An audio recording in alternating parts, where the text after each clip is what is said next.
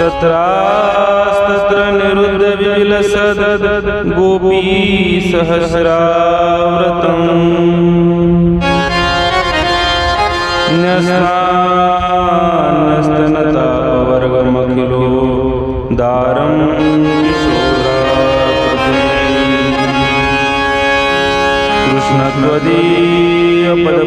कृष्णत्वदीयपदपङ्कजपञ्जरान्ते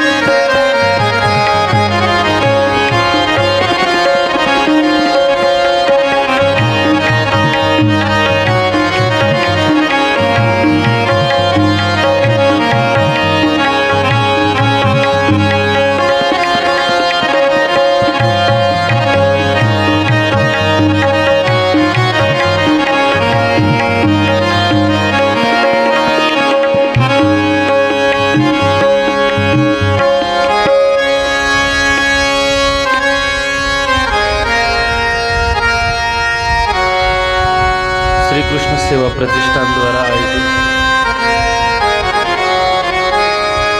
संगीतमय श्री गोविंद प्रभू कथा ज्ञानयज्ञ सोहळा कथेचा आपला आजचा चौथा दिवस, सत्र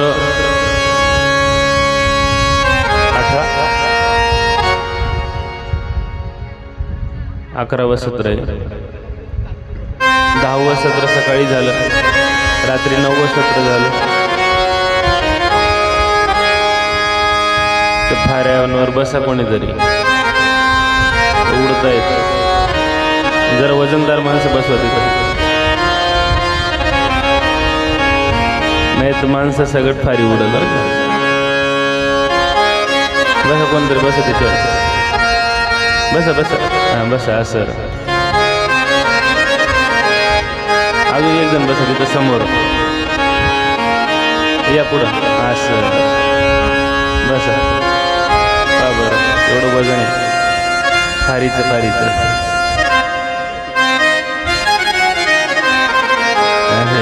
घरात तुमचंच वजन आहे, तसं काही अडचण नाही, असं आम्हाला माहिती आहे, नाही का. श्री प्रभू बाबांच्या असीम कृपा प्रसादाने संपन्न होत असलेल्या आपल्या या कथेला ज्यांचं अनुभव असं मार्गदर्शन असे आदरणीय क्षितिजमुनी बाबा, उत्कृष्ट साऊंड सिस्टीम. बऱ्याच ठिकाणी कथेचा कार्यक्रम असतो, त्या ठिकाणी अनेक साऊंड सिस्टीमचा योग येतो. त्या ठिकाणी चांगली साऊंड सिस्टीम मिळणं सुद्धा अवघड असतं. परंतु या ठिकाणी चांगली नाही, उत्तम नाही, तर उत्कृष्ट अशी साऊंड सिस्टीम आपल्याला मिळालेली आहे. आणि म्हणून एकदा साऊंड सिस्टीमवाल्या दादांचं मनापासून धन्यवाद. जोरदार टाळ्या वाजवून. ऑपरेटिंग सुद्धा सुंदर चालू आहे, नाही तर लावून दिलं आणि निघून गेले. इकडं बाबाकडचा घसा कोरडा होतोय, असं काही नाही. मला साथ संगत करणारे आमचे अनिल दादा, तुमचे जावई बापू. अनिल दादा नाही बरं का, जावई बापू. अनिल दादा आणि जावई बापू, असं. संकेत बगाडे.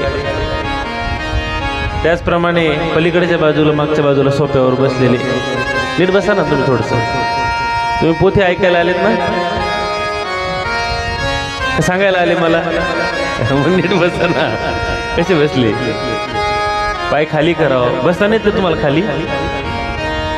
बरं बसा, वर बसा. बसायला काही अडचण नाही, फक्त पाय झाकून घ्यायचे आपले. पोथी श्रवण करायचे असल्यानंतर पाय उघडे करू नये, नाही का. आपण पिक्चर बघायला टॉकीजमध्ये जातो, तिथं कसं बसलं तरी चालतं. तिथं कोण काय तुम्हाला म्हणतं, पैसे दिलेले असतात.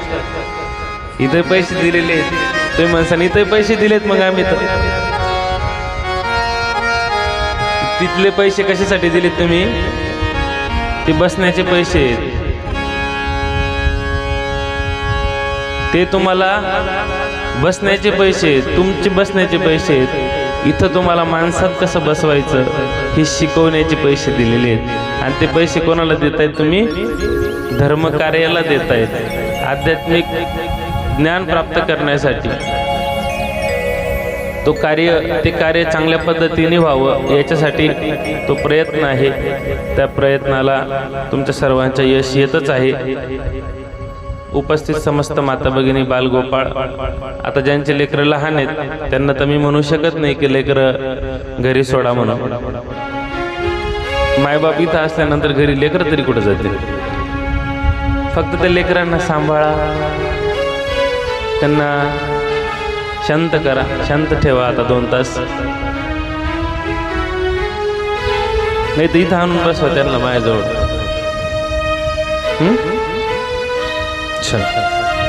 करायची सुरुवात.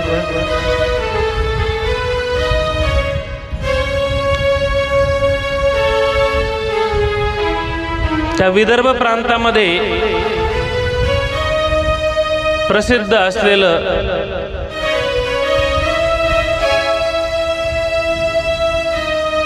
ते रुद्धपूर नावाचं गाव. आणि त्या रुद्धपूर गावामध्ये भगवान श्री गोविंद प्रभू महाराज राज्य करत आहेत. एके दिवशी श्री प्रभू बाबांच्या पायाला कंटक म्हणजे काटा टोचलेला आहे आणि श्री प्रभू बाबा हटकेश्वराच्या पूर्वाभिमुख देऊळ, त्या देवळाच्या भोवती बाजार भरायचा आणि तिथं श्री प्रभू बाबा विजनाला जात असताना त्या ठिकाणी पायात काटा टोचला आणि श्री प्रभू बाबा आता लंगडत लंगडत चालू लागले. लंगडत लंगडत चालणाऱ्या देवाला गावातील महाजनांनी म्हणजे मोठ्या लोकांनी पाहिलं आणि ते पाहिल्यानंतर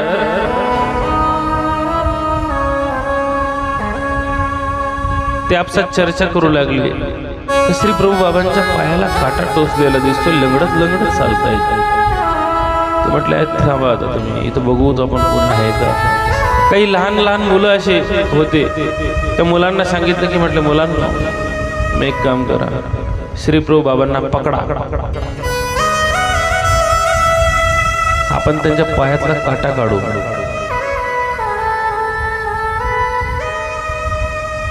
आता त्या मुलांनी श्री प्रभू बाबांना पकडलं आणि काटा काढू लागले. श्री प्रभू बाबा त्यांना ते पायातला काटा काढू देत नव्हते, त्रास होत होता. श्री प्रभू बाबांनी त्यांना झटकलं आणि निघून गेले. महाजन म्हटले की आता असं करायचं, आता सांगून कुठलंही काम करायचं नाही. श्री प्रभू बाबांना आगंतुक पकडायचं, जोपर्यंत आम्ही तिथे येत नाहीत आम्हाला निरोप द्यायचा, पकडून ठेवायचं. आम्ही तिथे येत नाही तोपर्यंत सोडायचंच नाही त्यांना. आता श्री प्रभू बाबांना त्या ठिकाणी जात असताना श्री प्रभू बाबांना पकडलेले मुलांनी, 2-4 मुलांनी चांगलं घट्ट पकडलं. श्री प्रभू बाबा सोड सोड म्हणतायत, मेल्यांना सोडा, मला मेला सोडी म्हणे. मुलं सोडायला तयार नाहीत आणि एका मुलाने महाजनांना हा निरोप जाऊन दिलेला आहे. आता महाजन श्री प्रभू बाबांच्या जवळ येतात आणि श्री प्रभू बाबांच्या पायातला तो काटा पाहतायत. त्यांनी न्हाव्याला बोलवून घेतलं आणि पायात असा बऱ्यापैकी मोठा काटा होता. न्हाव्याने अगदी शांततेने तो पायातला काटा काढला आणि हळूच पायाला थोडा शेक दिलेला आहे आणि श्री प्रभू बाबांचं लंगडणं थांबलेलं आहे. आता ते व्यवस्थित चालू लागले. श्री प्रभू बाबा दररोजचा त्यांचा नित्यक्रम असायचा आणि विचारचिरेवर उभे राहायचे. विचारचिरेवर उभे राहून विचार करायचे की आजी कवनीकडे जायचे, आज कुठं जायचं. टेकाळीकडे जावे की खळाळीकडे जावे. टेकाळी म्हणजे टेकड्यावर जायचं की खळाळी म्हणजे खालच्या आळीकडे जायचं, खालच्या गल्लीत जायचं कुठं नेमकं. श्रीमंताच्या आळीकडेची जावे म्हणे.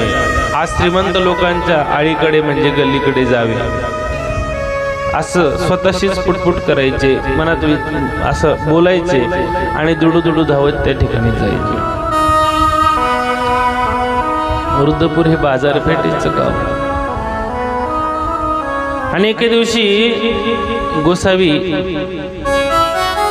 तेल्यांच्या बाजारामध्ये गेले, ज्या ठिकाणी तेली लोक बसतात. आता बाजारामध्ये कसं असतं,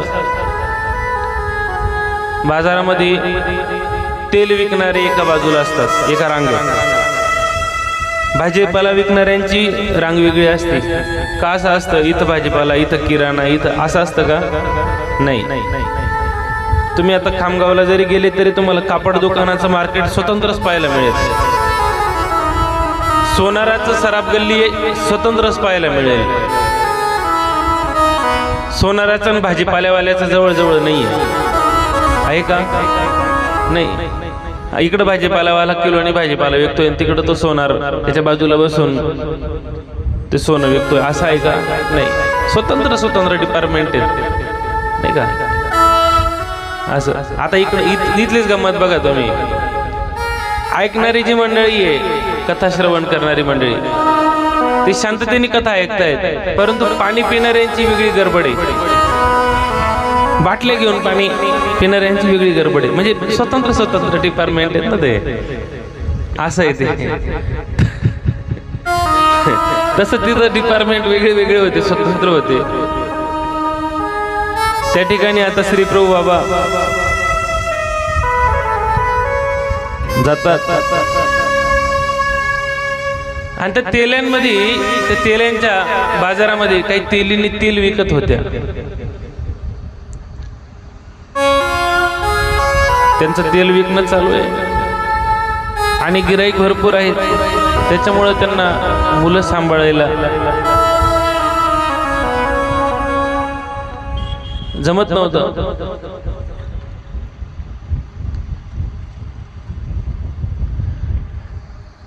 त्या दोन तेलिनी बसलेल्या आहेत आजूबाजूला.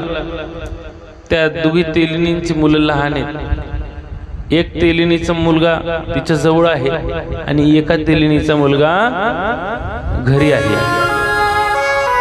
आता हे असं असताना श्री प्रभू बाबांनी त्या लेकरांकडे पाहिलं. श्री प्रभू बाबा आता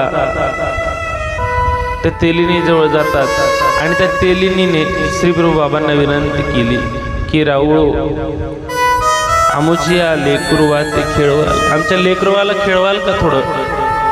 श्री प्रभू बाबा म्हणतात मग. आता श्री प्रभू बाबांनी ते तिचं लेकरू घेतलेलं आहे, मांडीवर घेतलेलं आहे. श्री प्रभू बाबा त्या ठिकाणी बसले, तिचं तेल विकणं चालू आहे, गिराईक येत आहेत आणि त्या लेकराला मस्त खेळवत आहेत, बराच वेळ खेळवत आहेत. दुसरीने बघितलं की श्री प्रभू बाबा हिच्या लेकराला तर खेळवत आहेत, परंतु माझं लेकरू घरी आहे, ती रडत असेल. आणि आता ती श्री प्रभू बाबांना म्हणते की रावळो रावळो, आमचे लेकरू तान्हेले असे, माझं लेकरू सुद्धा घरी आहे आणि ते तान्हेलंय, तुम्ही त्या ते घेऊन याल, तुम्ही त्याला इकडे घेऊन याल का.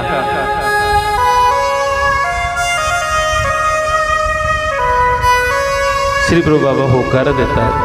आता दुडू धावत तिच्या घरी जात आहेत आणि तिच्या घरी जाऊन त्या लेकराला घेऊन येतात. या तेलिनी म्हणतात की प्रभू, तुम्ही जर आमच्या लेकरुवात ते खेळवाल, तुम्ही जर आमच्या लेकरुवाला जर खेळवलं ना, तर आम्ही तुमची या माथ्यावरी पळभरी तेल घालू. तुमच्या माथ्यावर म्हणजे तुमच्या डोक्यावर पळभर तेल टाकू म्हणे. श्री प्रभू बाबा लेकराला आणतात, त्यांना खेळवतात. आता हे बराच वेळ होतो. आता या तेलिनी काय करतात, श्री प्रभू बाबांच्या डोक्यावर पळभर तेल म्हणजे एक पळीभर तेल टाकतात. आणि जसं ते तेल टाकलं जातं ना, तसं ते तेल वरच्यावर अदृश्य होतं. तर दोघींना आश्चर्य वाटतं, हे असं कसं काय घडतंय. शास्त्रकार म्हणतात की अप्रोक्ष ज्ञानी आहे, विशेष ज्ञानी आहे, ते जे तेल आहे ना ते वरच्यावर वरच्यावर ते तेल घेता येते. असा श्री प्रभू बाबा सर्वांना संबंध देत आणि त्या ठिकाणाहून निघून जात. दिवसांमागनं दिवस जात होते आणि तो श्रावण महिना जवळ येऊ लागला. जसा तो श्रावण महिना जवळ येऊ लागला ना, श्रावण महिन्याची ती सगळी तयारी त्या ठिकाणी झालेली आहे. वर्षातून एकदा श्रावण महिना येतो. श्रावण महिना अत्यंत पवित्र आणि त्या पवित्र अशा महिन्यामध्ये अनेक प्रकारच्या क्रिया, आध्यात्मिक धार्मिक स्वरूपातल्या क्रिया अन्य मंडळी करत असते. आता ही क्रिया चालू असताना त्या अन्य मंडळींनी केशव नायकांनी त्यांचा वार्षिक कार्यक्रम ठरलेला असायचा. दरवर्षी केशव नायक नावाचे एक भक्त श्री प्रभू बाबांना श्रावणी पूजा करत असत, म्हणजे श्रावण महिन्याची पूजा, श्रावणी पूजा करत असत. पौर्णिमेच्या दिवशी केशव नायक मुलांना सांगत की जा लेकर श्री प्रभू बाबांना घेऊन या. ज्या ठिकाणी श्री प्रभू बाबा खेळ क्रीडा करत असतील त्या ठिकाणी जा, श्री प्रभू बाबांना हात धरून घेऊन या. श्री प्रभू बाबांना इकडे तिकडे जाऊ देऊ नका. जर श्री प्रभू बाबा इकडे तिकडे जर गेले तर आपल्याला परत ते सापडणार नाहीत, म्हणून त्यांना इथे आणेपर्यंत सोडायचं नाही. आता ही सगळी मुलं जात श्री प्रभू बाबांना घेऊन येण्यासाठी आणि श्री प्रभू बाबांचा हात हातामध्ये धरत आणि श्री प्रभू बाबांना विनंती करत, राऊळ चला, राऊळ चला, ब्राह्मण बसलेले तुमची वाट पाहतायत आणि आम्हाला केशव नायकांनी तुम्हाला घेण्यासाठी पाठवलेलं आहे. यज्ञकुंड घातलेलं आहे, मंडप टाकलेला आहे, होम चालू आहे, सगळी तयारी झालेली आहे आणि आपली वाट पाहणं चालू आहे आणि म्हणून आपण चला. आता ही मुलं हातात हात घालून श्री प्रभू बाबांना त्या ठिकाणी घेऊन येत. ज्याप्रमाणे आताच्या हल्लीच्या घडीला एखादा खूप मनुष्य श्रीमंत जर असेल तर त्याच्या आजूबाजूला बॉडीगार्ड असतात. काय असतात? बॉडीगार्ड काय म्हणतात तुमच्याकडं? ते बॉडीगार्ड करत असतात, बॉडीला गार्ड करतात, म्हणजे सुरक्षित करतात.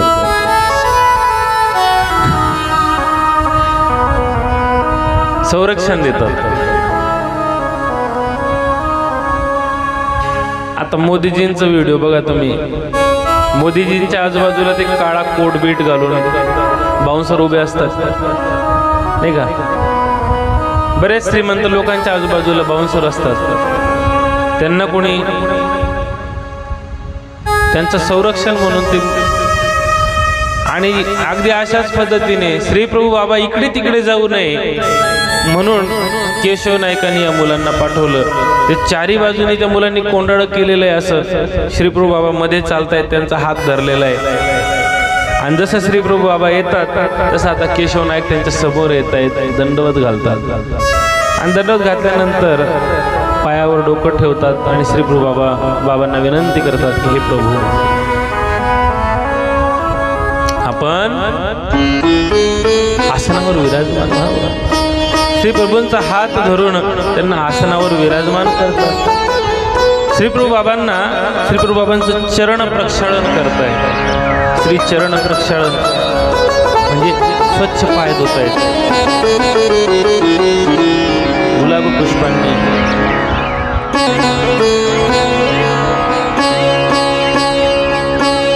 ते पद प्रक्षालन होतं. त्यानंतर श्री प्रभू बाबांना एक जानव्याचा नवा जोड अर्पण करण्यात येतो. जानवं माहिती ना, ते जानवं श्री प्रभू बाबांना अर्पण करण्यात येतं. त्यानंतर टिळा, गंध, अक्षदा हे सगळं करण्यात येतं आणि एक तलम रेशमी वस्त्र श्री प्रभू बाबांना समर्पित करण्यात येतं.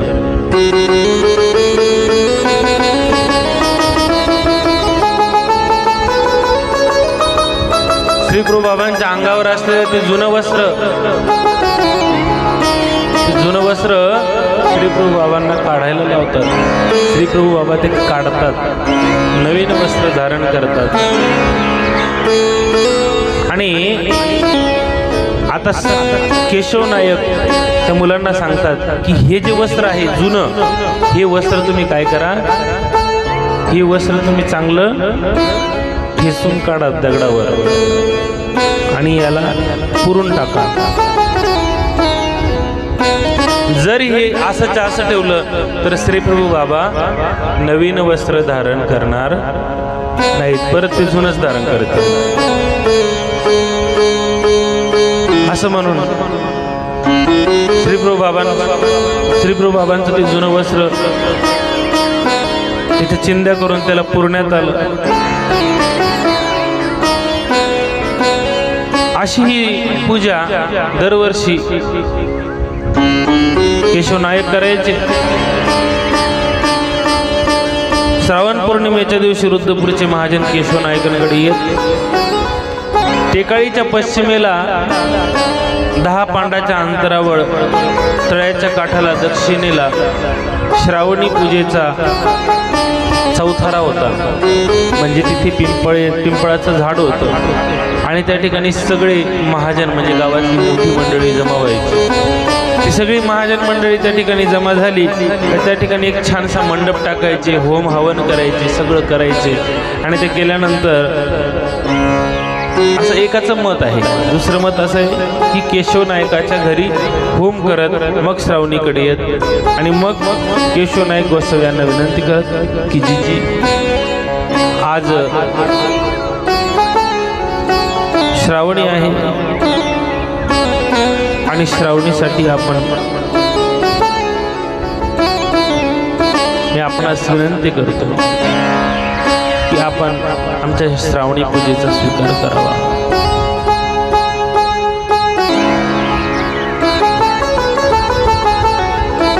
आणि मग गोसावी विचार करत श्रावणीकडे जावे की न जावे, जायचं की नाही जायचं.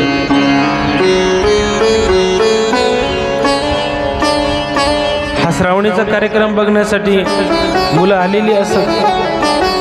ती मुलं विनंती करत की जीजी तिथे मंडप घातलेला आहे, पाहायला चला. परत श्रीप्रभू बाबा विचार करत जावे की न जावे, जायचं की नाही जायचं. न जावेच, न गेलंच पाहिजे. मग श्रीप्रभू बाबा बिचकत म्हणजे लहान मुलांच्या सोबत असं घाबरत हळूहळू इकडे तिकडे पाहत, मुलांकडे पाहत, मुलांच्या सोबत निघत. एखाद्या वेळी श्रीप्रभू बाबा दुसरीकडे जातील म्हणून मुलं श्रीप्रभू बाबांचा हात धरत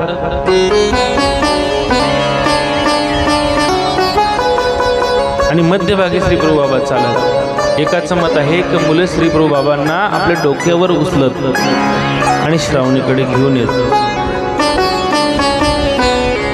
श्रीप्रभू बाबा आलेले बघून केशव नायक समोर येत, मंडपात नेत आणि तिथे चौपदराची वस्त्राची घडी टाकत. म्हणजे एका वस्त्राची 4 पदरी घडी करणे. आम्हाला घड्या जमत नाही. सोप्या गोष्टी बायांना काय जमतं, फक्त नटायला जमतं.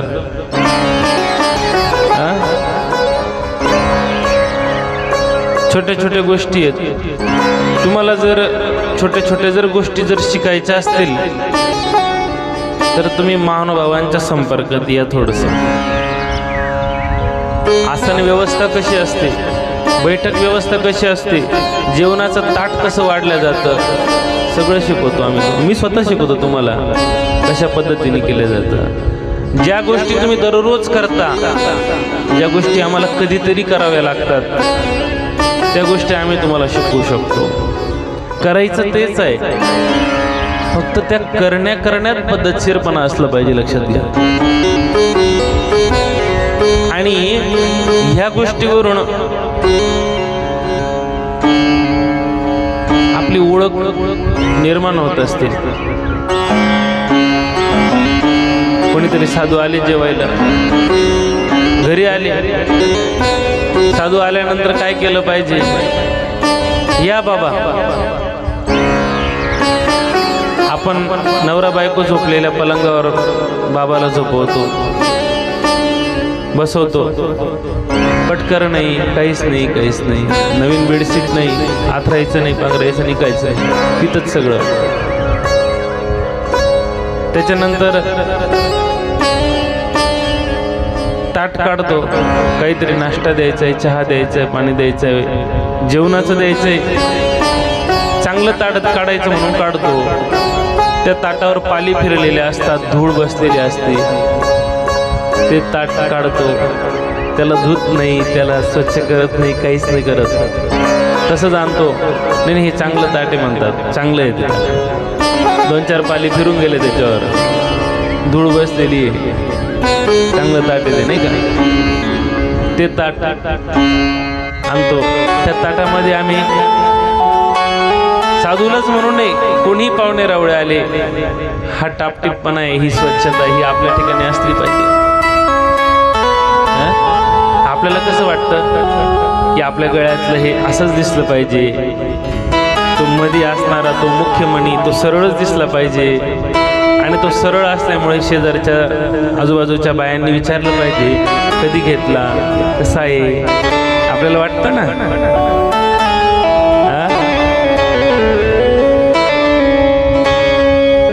जशी त्या गोष्टीची जशी कुशळता आहे, तशी प्रत्येक गोष्टीची कुशळता आहे. ते तुम्हाला कुठं शिकणार आहेत तुम्ही? या गोष्टी शिकल्या पाहिजे ना. आणि सांगितल्याशिवाय शिकाल का तुम्ही? अर्धे संसार होऊन गेले तुमचे, आता 2-2, 3-3 लेकराचे मायबाप आहेत तुम्ही. तुम्हाला आता अजून सांगायचं काम पडतंय म्हणजे केवढं विशेष आहे. या गोष्टी सांगायचं काम पडलं पाहिजे का? शिकवायचं काम पडलं पाहिजे का? नातो पंतोचे झाले तुम्ही, आता तुमच्या नातीला स्थळ येऊन राहिले. याच्यावरून आपली ओळख होत असते, लक्षात घ्या. सर्वांसाठी सांगतोय मी, एकासाठी नाही. नाही तर परत म्हणसान तुम्ही आमकीला बोलले तमकीला.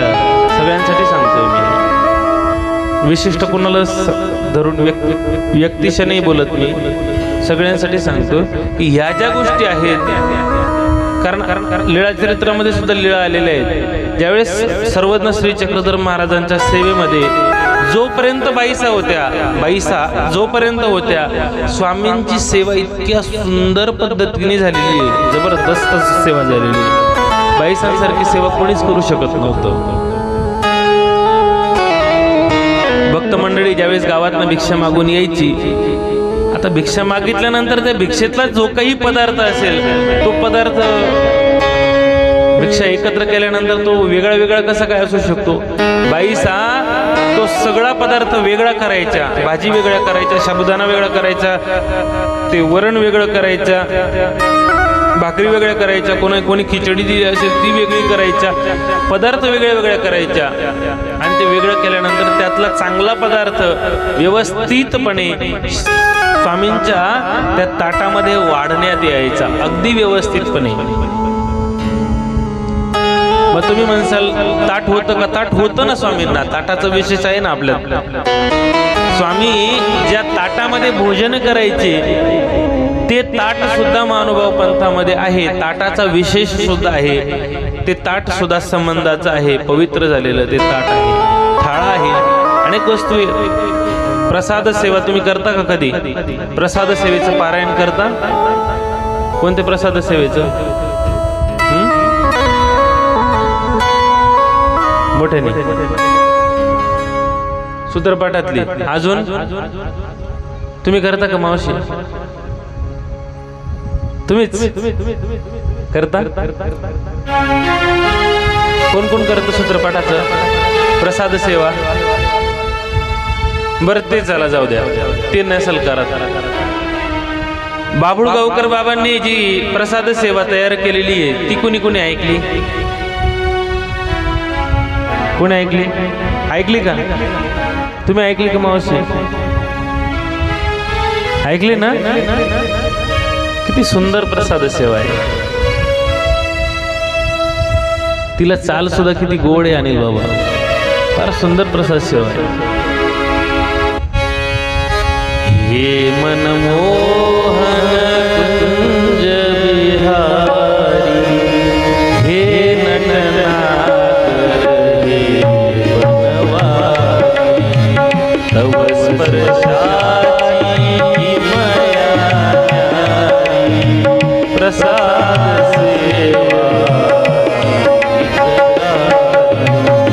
चक्रधरा स्वामी प्रभुराया, मनियादराचा भाव असावा, अतिरत्नाने सांभाळ करावा,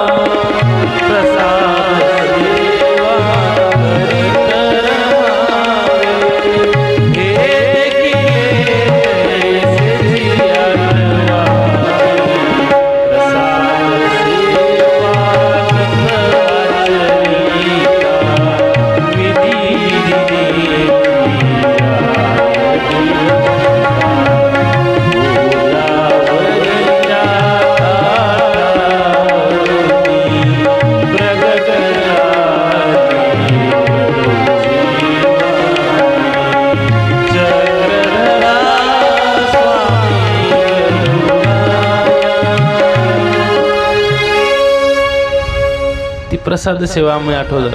निदान ती अवघड वाटते तर ही तरी आठवा. सगळं सोपं करून दिलेले बाबा लोकांनी. अजून किती बाबा लोकांनी सोपं करून द्यायला पाहिजे तुमच्यासाठी? हा, अजून किती सोपं करून द्यायला पाहिजे?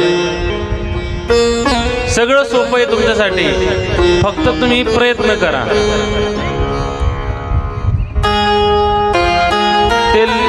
ती जी प्रसाद सेवा आहे ती जर आठवली सुद्धा, आता ही जी लीळा आहे बघा तुम्ही,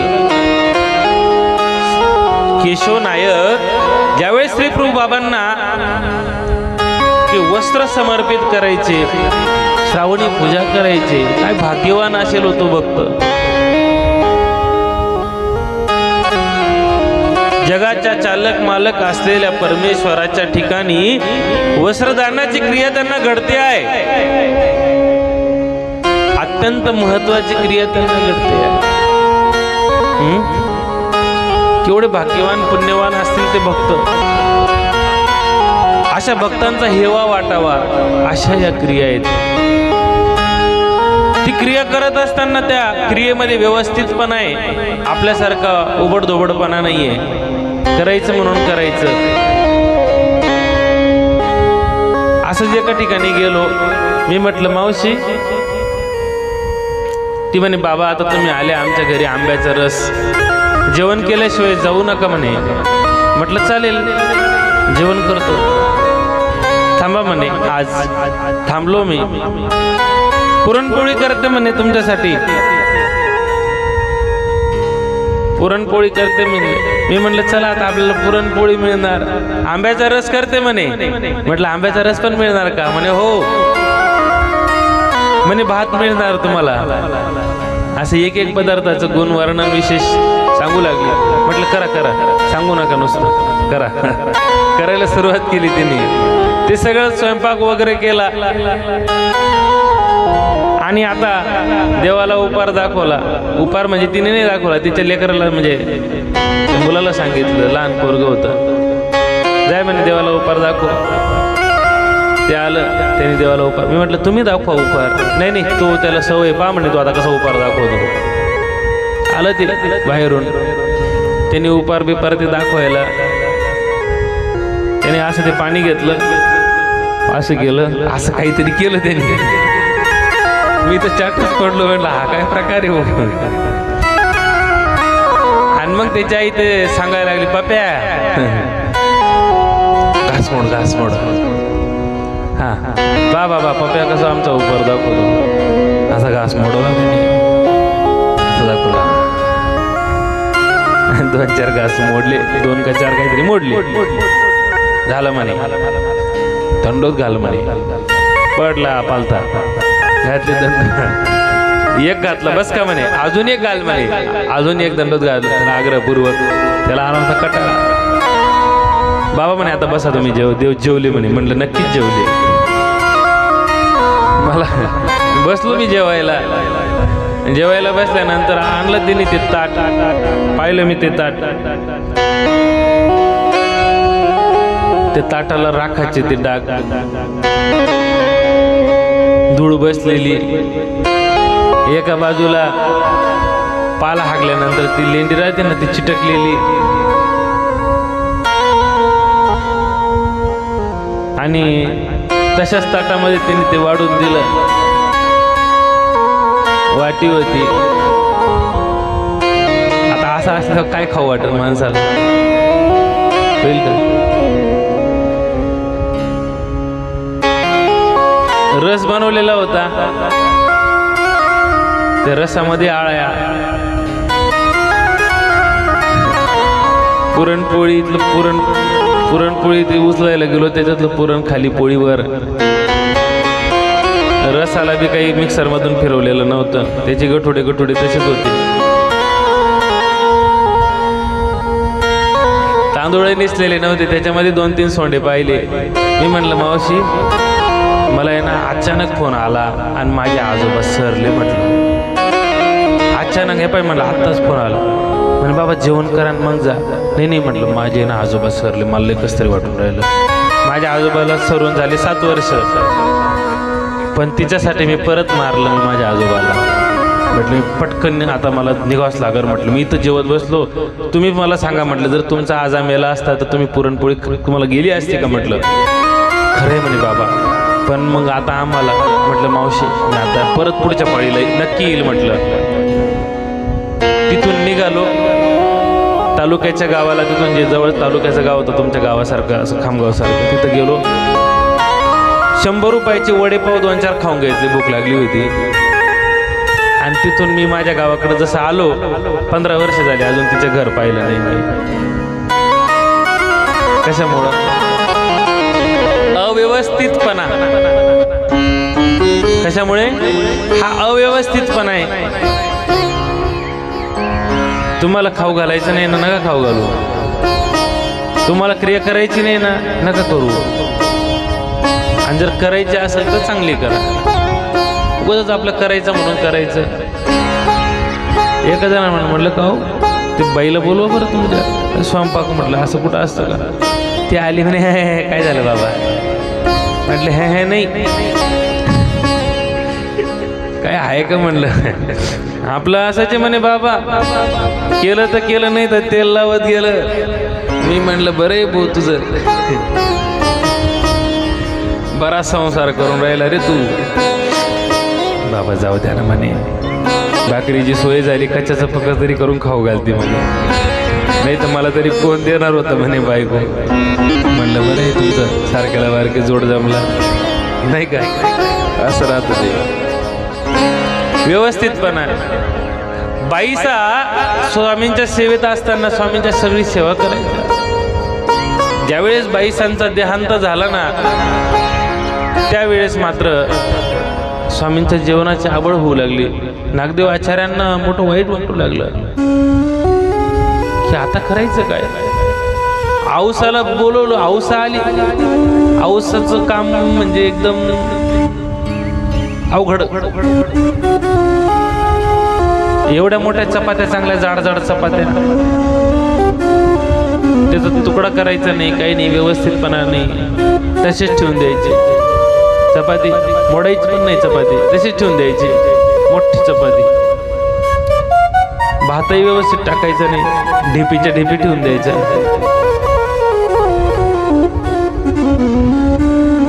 भाजी व्यवस्थित नाही, 2-3 भाज्या एकत्र काला करून टाकून द्यायची. ते ताट पाहिल्यानंतर श्री स्वामींच्या लक्षात आलं की हा कार्यक्रम नेमका कोणाचा आहे. स्वामी बोलले नाही काही. नागदेव आचार्यांकडे पाहिलं. आचार्य म्हणतात की जी बाई गेल्या, बाईसा गेल्यात म्हणे, आता जरा अवघड झालं म्हणे आपलं, नाही का? जोपर्यंत व्यक्ती आपल्यामध्ये असते तोपर्यंत व्यक्तीची किंमत आपल्याला समजत नाही. आणि ती व्यक्ती ज्यावेळेस निघून जाते त्यावेळेस त्या व्यक्तीची किंमत समजल्याशिवाय राहत नाही. लक्षात घ्या. अशाच पद्धतीचा कार्यक्रम होता तो.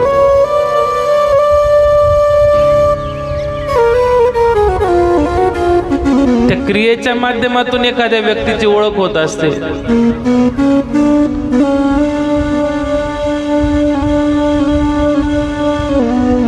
इकडे ज्याप्रमाणे तिकडे स्वामींच्या सन्निधानामध्ये बाईसा होत्या, बाईसा स्वामींची सेवा करायच्या. अगदी अशाच पद्धतीने इकडे सुद्धा श्री प्रभू बाबांच्या सन्निधानामध्ये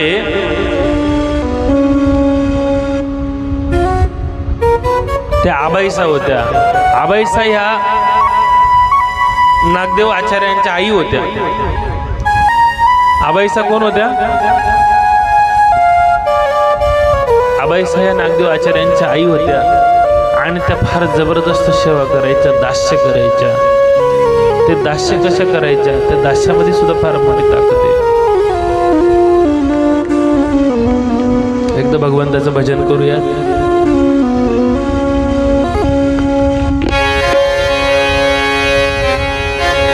श्री कृष्ण गोविंद हरे मुरारी हे नाथ योगेश्वर हरे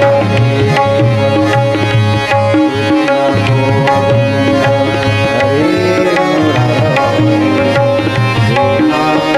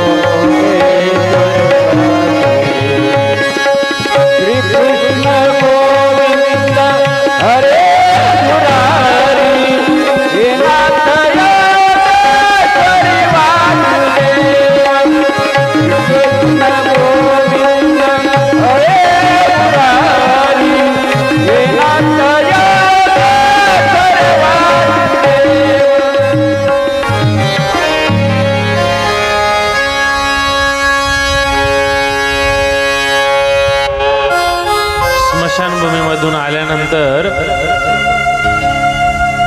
गावाजवळच एक विहीर होती. त्या विहिरीला सुतक विहीर असं म्हणायचे. काय म्हणायचे? सुतक विहीर. स्मशानभूमीतून आल्यानंतर ज्या विहिरीवर स्नान करत त्या सुतक विहिरीमध्ये, त्या सुतक विहिरीकडे श्री प्रभू बाबा जायचे आणि त्या ठिकाणी गेल्यानंतर, त्या विहिरीवर गेल्यानंतर अर्ध वस्त्र नेसायचे. म्हणजे आपले कपडे अर्धे काढायचे, अर्धे अंगावर राहू द्यायचे आणि ते अर्धे काढलेले कपडे धुवायचे, स्वच्छ करायचे आणि ते वाळवायचे अर्धे. ते वाळल्यानंतर श्री प्रभू बाबा जे धुतलेलं होतं ते नेसून घ्यायचे आणि जे धुवायचं बाकी होतं ते धुवायचे. अखंड धुत नव्हते. एकच वस्त्र 16 हातांचं. विदेह अवस्था आहे. लोभ नाही, गठुडे बांधायचं काम नाही, काहीच नाही. असं देवाचं काम. वस्त्र जे होतं अंगावरचं एकच, 16 हात वस्त्र. ते वस्त्र केवढं होतं? 16 हात. म्हणजे ते वस्त्र कमरेला धोत्रासारखं गुंडाळायचं. धोतर गुंडाळल्यासारखं गुंडाळलं की त्यातला जो उर्वरित भाग आहे तो त्याच्या मिऱ्या करायच्या आणि एक साईड टाकून घ्यायचं. जसं तुम्ही पल्लू टाकता ना, अशा पद्धतीने एक साईड टाकून घ्यायचं. अशा पद्धतीचं दुसरी प्रभू बाबांची ती वेशभूषा. इथं आहे फोटो. तरी त्यांनी मला फोटो मागितले ना, नाही तर फोटो फार सुंदर होते माझ्याकडे. असे आमचे श्री प्रभू बाबा. आणि त्या विहिरीवर जायचे, मग त्या ठिकाणी संध्या करायचे, टिळा लावायचे आणि तिथून जायचे. जर समजा कुणी जर श्री प्रभू बाबांना जर दुसरं वस्त्र जर दिलं ना, तर श्री प्रभू बाबांना एकच वस्त्र नेसण्याची प्रवृत्ती. ते दुसरं वस्त्र ते घेत नव्हते, कोणाचंच वस्त्र घेत नव्हते. आणि 16 हातांचं वस्त्र श्री प्रभू बाबा घालायचे. म्हणून गावातली महाजन मंडळी जी असायची, गावातली जी मोठी मंडळी होती, ती मंडळी काय करायची का श्री प्रभू बाबा एकच वस्त्र धारण करतात म्हणून ते वस्त्र चांगल्या घट्ट पद्धतीने विणून घ्यायचे स्वतंत्र. म्हणजे ते लवकर फाटायला नको, कारण दुसरं वस्त्रच नव्हतं ना. ते लवकर फाटायला नको, खराब व्हायला नको. अशा पद्धतीने मग श्री प्रभू बाबा ज्या ठिकाणी मुक्काम करायचे, ते मुक्कामाला ज्या ठिकाणी गेले, ते आपल्या अंगावरचं जे अर्ध वस्त्र होतं ते वस्त्र त्या ठिकाणी अंथरायचे आणि त्या ठिकाणी झोपायचे. मग ते वस्त्र रात्री अंथरल्यामुळे ते खराब व्हायचं, मळून जायचे. मग गावातली महाजन मंडळी म्हणायची का जीजी वस्त्र खराब झालं, आता बदलून टाक, आम्ही दुसरं वस्त्र देतो. परंतु गोसावी यांची प्रवृत्ती, ते गोसाव्यांची प्रवृत्ती नव्हती की कुठलं वस्त्र नेसावं. देवाची प्रवृत्ती होती की एकच वस्त्र अंगावर असलं पाहिजे आणि तेवढं ते वस्त्र श्री प्रभू बाबा धारण करायचे.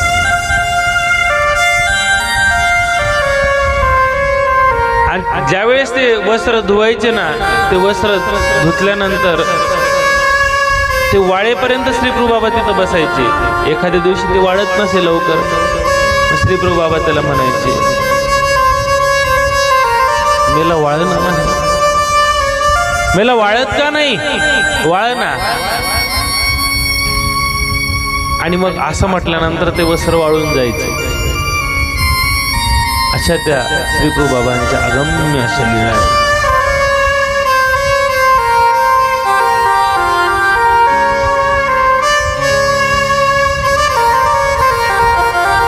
झेंडे नावाचे एक सद्गृहस्थ होते. त्यांच्या पश्चिमेला एका ब्राह्मणाचं घर होतं आणि त्या ब्राह्मणाच्या घरी त्या ब्राह्मणाची पत्नी ती स्त्री काहीतरी काम करत होती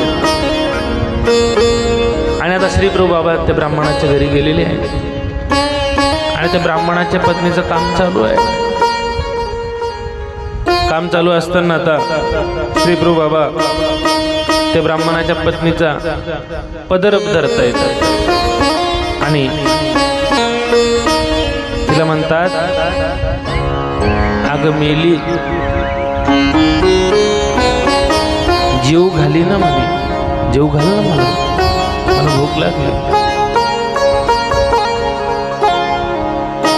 ती म्हणते, राऊळो मी काम करते, थोडं थांबा, मी काम झालं की तुम्हाला जीव घालते,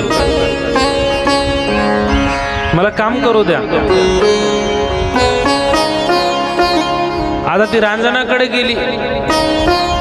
श्रीप्रभू बाबा तिचा पदर धरून तिच्या पाठीमागे चालतात. अहो मेली, जीव घाल ना म्हणे, जीव घाल ना मला भूक लागली.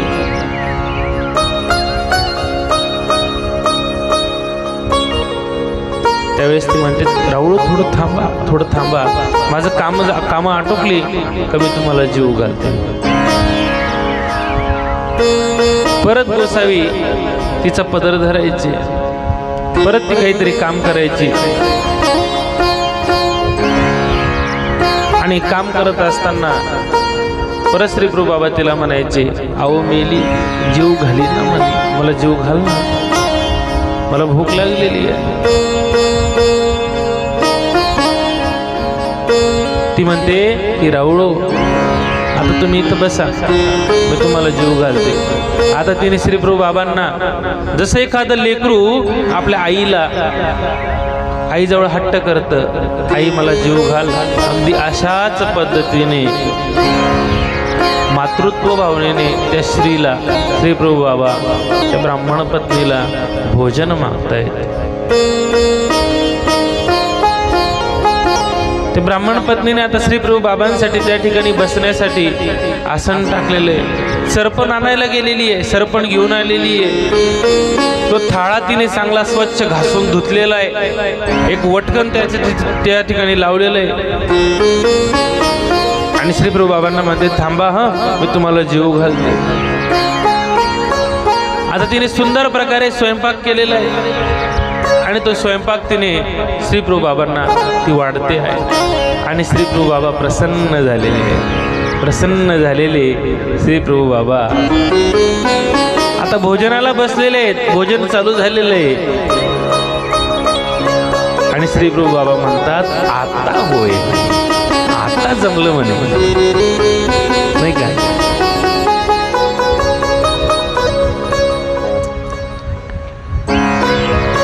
मग त्या स्त्रीने श्रीप्रभू बाबांना पानाचा विडा दिला.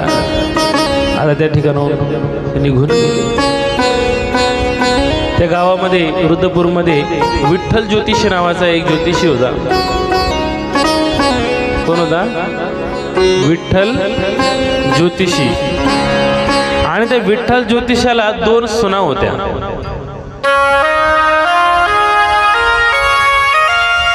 त्यांच्या घरी गाई म्हशी असं भरपूर होतं, परंतु जी सासू जरा विचित्र होती. ती सासू स्वतः दूध खायची आणि सुनांना मात्र काय द्यायची, मावशी, सुनांना ताक द्यायची.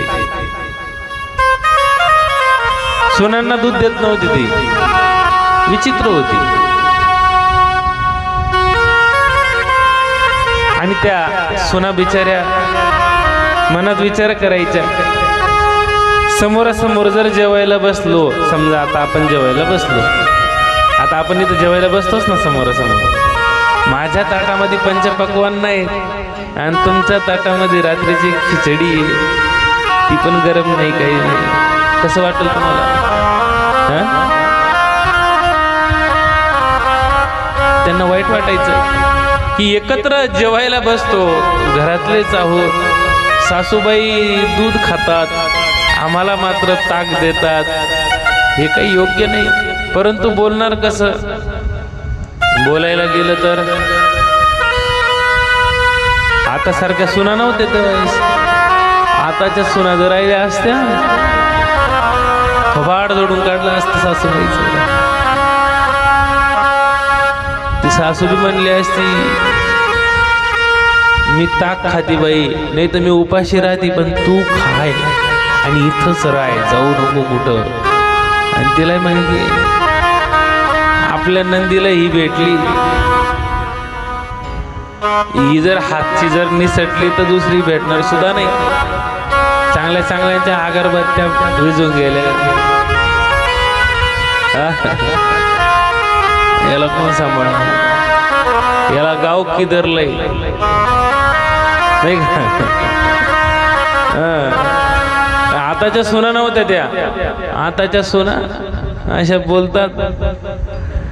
असं एकदा मी झोपलेलो होतो, अनिल बाबा इकडं कार्यक्रम होता जामठीकडे. काय बाई भांडत होती, दोन बाया अशा भांडत होत्या सकाळी सकाळी, तर त्यांच्या भांडणामुळे माझी झोप मोडली. अवघड चालू, इतके भांडणं त्या बायांचे, विचित्र. बरं शब्द तर असे होते बाबा, ते उच्चारण सुद्धा नाही करू शकत, ते त्याच उच्चारण करू शकतात. असे विचित्र शब्द एकमेकींचे.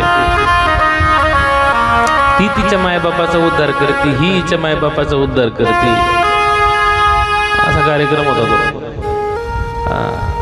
तुम्हाला जर उद्धार करून घ्यायचा असेल तर आपसात बऱ्याच बाया एकामेकीचा उद्धार करतात बरं का. तो उद्धार नाही, हा उद्धार वेगळा आहे. इथला उद्धार वेगळा आहे, तो उद्धार वेगळा आहे. तुम्हाला तुमचे मायबाप जर कसे आहेत, किती चांगले आहेत, किती व्यवस्थित आहेत, हे जर ऐकायचं असेल तर एखाद्या बाईला थोडंसं वाकडं तिकडं बोलून पहा तुम्ही, लगेच ती तुमच्या मायबापाचा उद्धार करूनच टाकते, नाही का?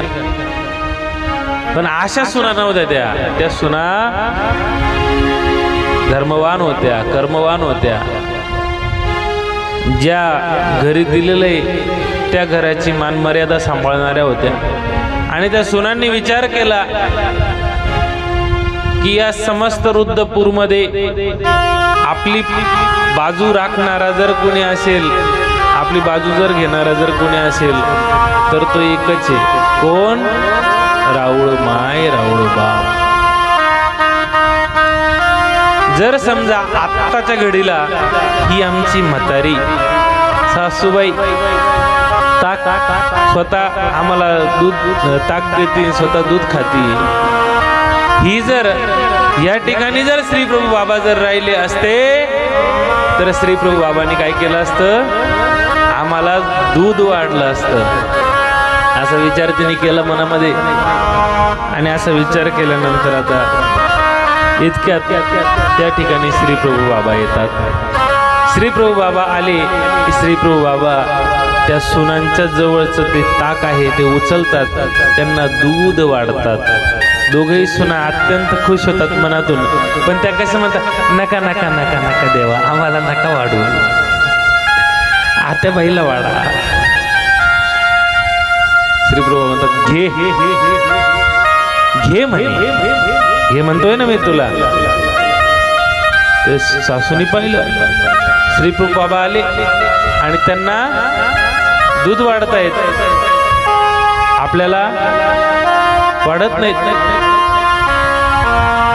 त्यांची तर इच्छा होती घ्यायची, पण आता सासूच्या समोर म्हणता येत नाही ना, म्हणून बळच म्हणता येत. राहू द्या म्हणतायत, राहू द्या राहू द्या. आपलं बी असंच होतं ना.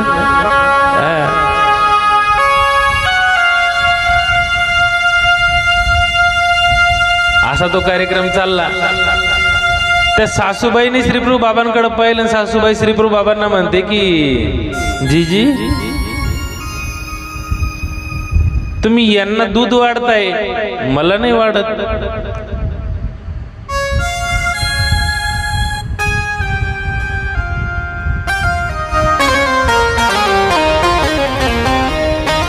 आणि आता श्रीप्रभू बाबांनी काय केलं, ते गाडगं उचललं आणि ते गाडगं तिच्या डोक्यात फोडलं.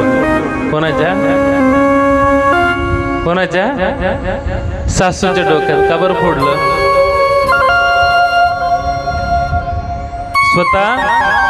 स्वतः काय करतीये? स्वतः दूध खातीये आणि सोनांना ताक देतीये, म्हणजे भेदाभेद करतीये ना. तुम्हाला स्त्रीचा जन्म कशामुळं मिळाला? पंचतंत्रामुळं. वंचकत्व. मला वाटलं पंचतंत्र नावाचं पुस्तक आहे ना. पंचतंत्र नावाचं पुस्तक वाचलंय का? नाही का? पंचतंत्र वाचत नाही का तुम्ही? बरं जाऊ द्या, आता वाचतच नाही, मला माहितीच नाही म्हणलं सांगायचं काय पुढचं. वंचकत्वामुळे म्हणजे आपला मुलगा ना आपल्या जावेचा मुलगा, दोघंही मुलं जेवायला बसले, तुम्ही सगळ्यांना त्या सगळी पंगत वाढतायत, अगदी व्यवस्थित वाढतायत आणि ते वाढत असताना तुम्ही सगळं वाढलं, वरण वाढलं, भात वाढला, तूप वाढलं, दूध वाढलं, सगळं काही वाढलं. आणि आता तुम्ही परत एकदा तूप फिरवतायत. तूप फिरवत असताना तुमच्या मुलाला तूप जरा पळीभर जास्त पडलं, जावेच्या मुलाला कमी पडलं. असं केल्यामुळे काय झालं? वंचकत्व, त्याचा दोष लागला आणि त्यामुळे तुम्हाला स्त्रीच्या जन्मामध्ये जावं लागलं. बरं, स्त्रीचा जन्म फार चांगला आहे का? नाहीये? चांगला आहे ना? मस्त आहे, मस्त. गोविंद प्रभू चरित्र ऐकायला भेटतं एका बाजूला बसून. माणसांसारखं टेन्शन नाही. ट्रॅक्टर आणणारे इकडच्या टाकीत पाणी टाका, तिकडच्या टाकीत पाणी टाका, इकडच्या पत्रवाळ्या उचला, काही टेन्शन आहे का? काहीच नाही. टाइम झाला की आपलं आपलं खाऊन घ्यायचं, पत्रवाळी फेकून द्यायची, इथे येऊन बसायचं. चांगलं तर आहे. अडचण काय? काहीच अडचण नाही ना. मग सकाळी लवकर उठावं लागतं. सगळं घर उठण्याच्या अगोदर स्त्रीला उठावं लागतं. सगळ्यात अगोदर तिची सगळी विधी करावं लागतात. आंघोळ पांघोळ करून सगळ्या घरासाठी गरम पाणी करावं लागतं, झाडझूड करावं लागते, देवपूजा उठवावी लागते, देवाची सेवा करावी लागते. हे सगळं केल्यानंतर घरातली कोणी व्यक्ती उठली तर त्याला पेस्ट द्यावं लागतं, मंजन द्यावं लागतं, त्याच्यासाठी गरम पाणी काढून द्यावं लागतं. असं नाही अनमेले पाहिली करते मी वाहिली, असं आहे का? काही काही असतात तशा बी. करू वाटलं तर कर, नाही तर नको करू. तू पाय म्हणतात, नाही तर चालली मी माहेरला. बायांचं फिक्स असतं ना माहेर. तिलाही माहिती, सासू तिच्या आईचा फोन असतो, दररोज फोन ठरलेला आहे, दिवसातून 2 तास तरी फोनवर बोलायचं. जन्मसिद्ध अधिकार आहे. आणि 90% पोरींचे संसार त्यांच्या आयांनी मोडलेले आहेत. 90% हे फोनमुळं. तिचं लग्न झालं, तिचा संसार चालू आहे, तिचं ती पाहत बसाल ना, तू कशाला तोंड घालते तिच्या संसारात?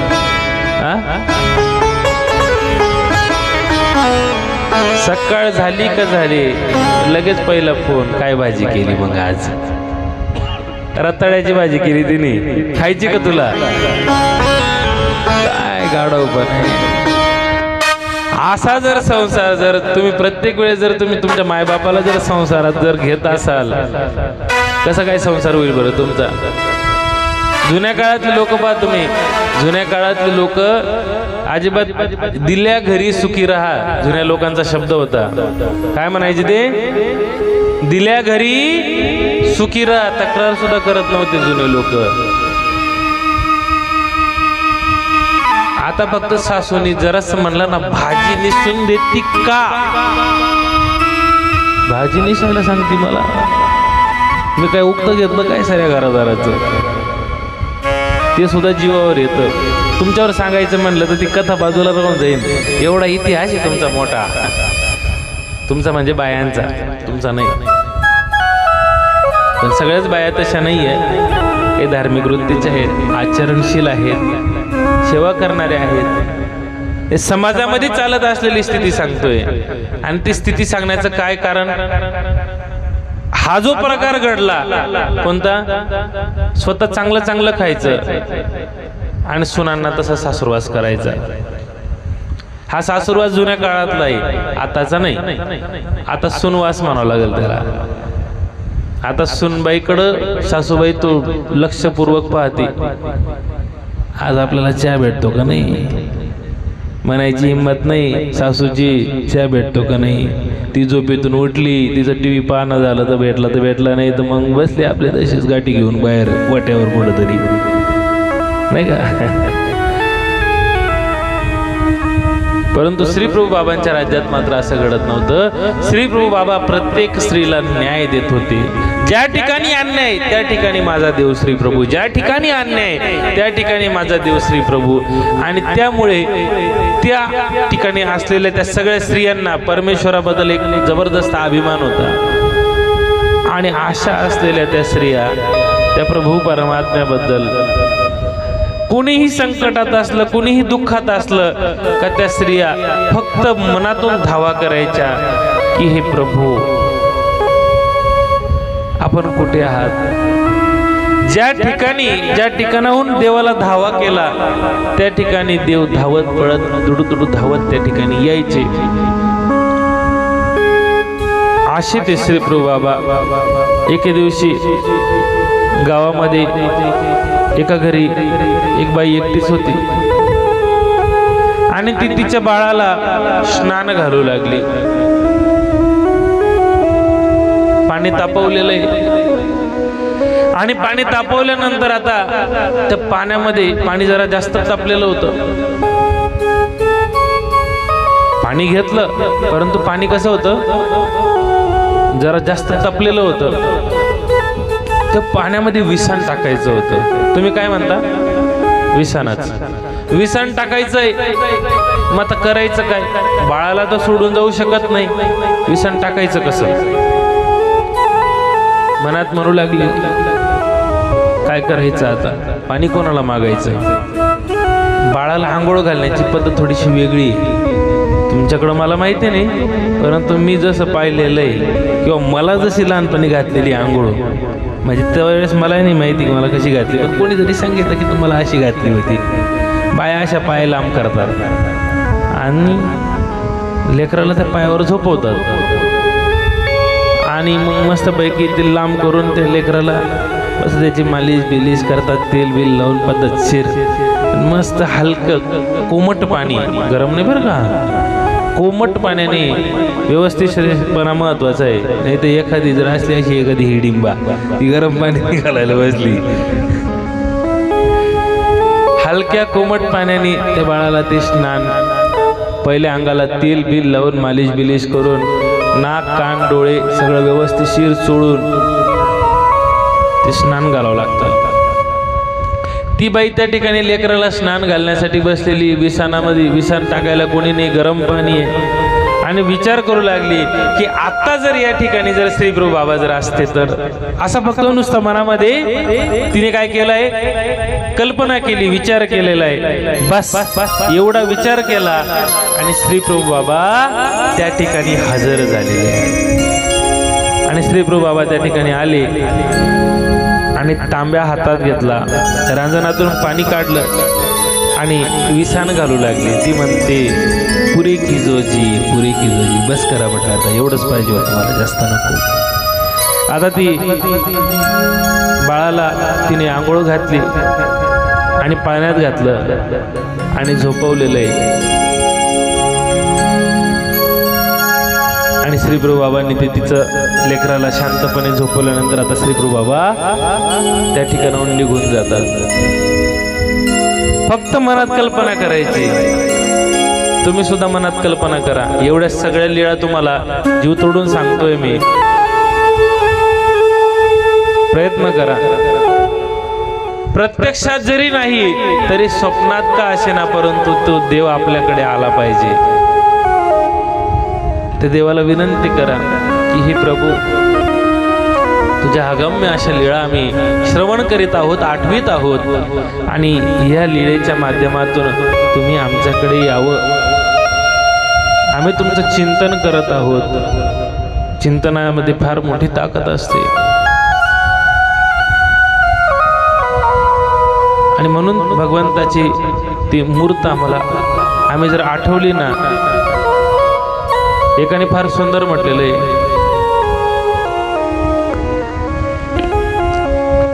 नाम है तेरा पालनहारा,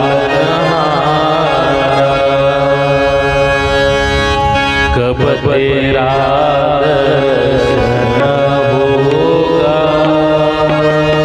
नाम है तेरा पालनहारा, कब तेरा दर्शन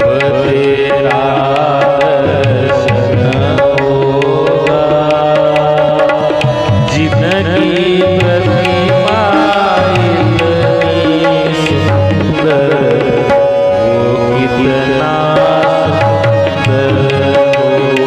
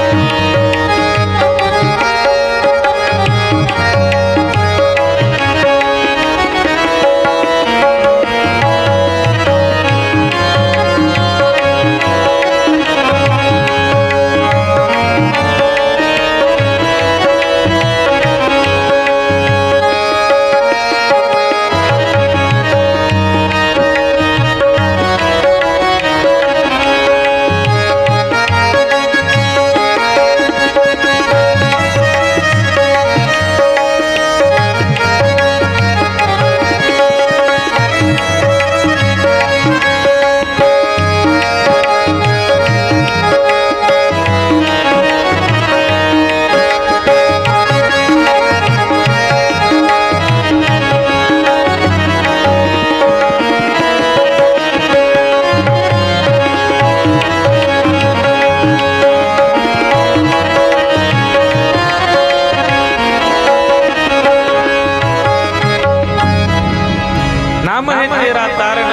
कब तेरा दर्शन होगा. जिनकी प्रतिमा इतनी सुंदर, वो कितना सुंदर होगा. ज्याची प्रतिमा म्हणजे ज्याचा फोटो एवढा सुंदर आहे, तो भगवंत केवढा सुंदर असेल. विचार करा. विचार करण्यासारखी गोष्ट आहे. नुसती आपण कल्पना करतो. कल्पनेने ज्यांनी फोटो तयार केले की भगवंत असे असतील, तसे असतील, तसे असतील, कशी कशी कशी कशी असतील, अशी आपण नुसती कल्पना करतो. AI नावाचं एक नवीन सिस्टम आलेलं आहे. कोणतं सिस्टम आलेलं आहे? AI. माहिती का कोणाला? बोटवर कर बरं, कोणाला माहिती? हा, माहिती का? नाही, कोणालाच माहिती नाही. म्हाताऱ्या माणसांचं जाऊ द्या. तुम्हाला नाही माहिती का पोरो? तर तुला माहिती का पाप्या? तुला ग फोटो कशावर बनवता तुम्ही? फोटो काय माहिती मग तुम्हाला? तुला माहिती का रे? AI नावाचं एक सिस्टम आलेलं आहे. त्या सिस्टमवर तुम्ही हवा तसा फोटो बनवू शकता. हवा तसा. आणि तुम्हाला जर या AI चा जर एक नमुना जर बघायचा असेल तर आपल्या गाडीच्या पाठीमागे एक फोटो आहे, पाहिलं का तुम्ही? तो नमुना पाहून घ्या, तुमच्या लक्षात येईल AI म्हणजे काय चीज आहे. भगवान श्री गोपाल कृष्ण महाराजांची गळा भेट घेत असताना एक मनात कल्पना केली सहज एके दिवशी असंच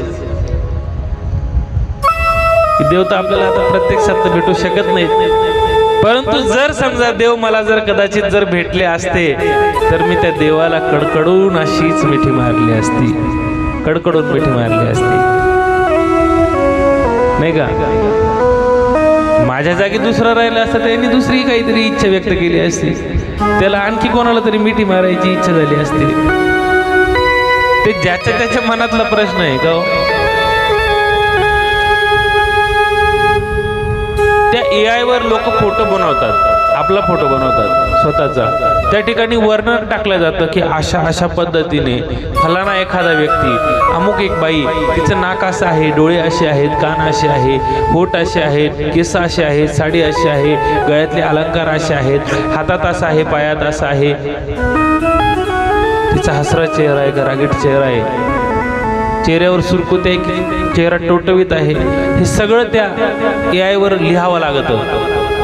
आणि ते सगळं लिहिल्यानंतर ते AI तुम्हाला एक चांगल्या पद्धतीचा फोटो बनवून देण्याचं काम करतं. ज्या व्यक्तीचा तुम्हाला फोटो पाहिजे, चांगल्या पद्धतीचा फोटो, हे काय आहे? हे विज्ञान आहे. विज्ञानाच्या माध्यमातून तंत्रज्ञान एवढं विकसित झालं की ते अशा पद्धतीचे फोटो बनवतात. परंतु जुन्या काळामध्ये असं काही नव्हतं. आत्ताच्या घडीला सुद्धा पोलीस स्टेशनमध्ये गेल्यानंतर एखादा व्यक्ती जर तुम्हाला जर चोर जर तुम्हाला सापडत नसेल, परंतु त्या चोराला कोणीतरी पाहिलेलं आहे, चोराला पाहिल्यानंतर त्या चोराला शोधायचंय, मग ज्या व्यक्तीने त्याला पाहिलेलं त्याला बोलवण्यात येतं, त्याला विचारण्यात येतं की तो कसा दिसतो, जाड आहे का बारीक आहे का मध्यम आहे. मग ते सांगतात की ते असे असे आहेत, जाड आहेत, उंच आहेत का ठेंगणे आहेत, ते म्हणतात उंच आहेत, गोरे आहेत की काळे आहेत, म्हटले गोरे आहेत. मग गोरे आहेत, मग त्यांचे केस कसे आहेत, हेअरस्टाईल कशी आहे, केस कसे आहेत त्यांचे, मग ते सांगतात की अशा अशा पद्धतीचे केस आहेत, मध्ये भांग आहे, अशा अशा पद्धतीचे, थोडे छोटे केस आहेत, जास्त लांब केस नाहीत. मग म्हटले दाढी आहे की नाही, म्हटले हो त्यांना दाढी आहे, थोडीशी लांब दाढी आहे, कुठपर्यंत म्हणे इथपर्यंत दाढी आहे. त्यांचे डोळे रागीट आहेत की प्रेमळ आहेत, अत्यंत रागीट डोळे म्हटले त्यांचे. ज्या पद्धतीने हा समोरचा व्यक्ती वर्णन करतो अगदी अशाच पद्धतीने ती स्केच म्हणजे तो फोटो इकडे तो फोटो तयार करणारा तो फोटो तयार करत असतो. अगदी हुबेहूब तुम्ही चित्रपट बघत असाल, पिक्चर बघत असाल, बघता का नाही? त्या चित्रपटांमध्ये त्या पिक्चरमध्ये तुम्हाला या गोष्टी बघायला मिळतील का जे पोलीस स्टेशनमध्ये लोक असतात, जी CIDचे माणसं असतात, ते बरोबर तशाच पद्धतीचं म्हणजे जसं तुम्ही वर्णन सांगणार अगदी अशाच पद्धतीच्या वर्णनाप्रमाणे त्या व्यक्तीचा तत्साजातच फोटो तुम्हाला ते बनवून देतील. आणि मग पोलिसांनी फक्त तो फोटो बघायचा आणि त्याला ओळखायचं. म्हणजे पोलिसांचं काम काय होतं? सोपं होतं. आता ज्या परमेश्वराला संतांनी पाहिलेलं आहे, ज्या परमेश्वराला भक्तांनी पाहिलेलं आहे, त्या भक्तांचं वर्णन केलं, त्या देवाचं वर्णन केलं आणि वर्णन केल्यानंतर त्या भगवंताची ती मूर्त तयार झाली, त्याचा फोटो तयार झाला. हा फक्त सांगोवांगी आहे, परंतु वस्तुस्थितीमध्ये त्या भगवंताचा फोटो कसा आहे?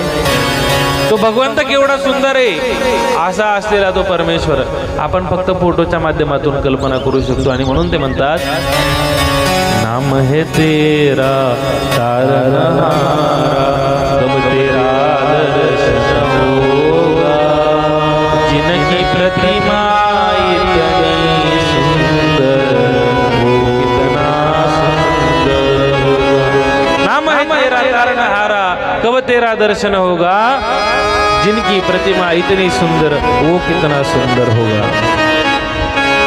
श्री प्रभु बाबा त्या परमेश्वरपुरामध्ये रुद्रपुरामध्ये फिरतायत, त्यांचं राज्य चालू आहे, अनेक भक्तांच्या घरी जातात. श्री प्रभू बाबांचा भक्तांना फार मोठा आधार होता. बघा तुम्ही, एखादी व्यक्ती लक्षात कधी राहते, एखाद्या क्रियेच्या माध्यमातून एखादी व्यक्ती लक्षात राहत असते, परंतु श्री प्रभू बाबा हे सगळ्यांच्याच लक्षात राहायचे. का? त्याचं कारण असं आहे, श्री प्रभू बाबा एखाद्याच्या घरी जात आणि तिथली बाई म्हणायची, राऊळो तेवढा पाट आणून देता का? श्री प्रभू बाबा लगेच दुडू धावत जायचे, तो पाट आणून द्यायचे. एखादी स्त्री म्हणायची का, बाबा तेवढा तांब्या भरून देता का?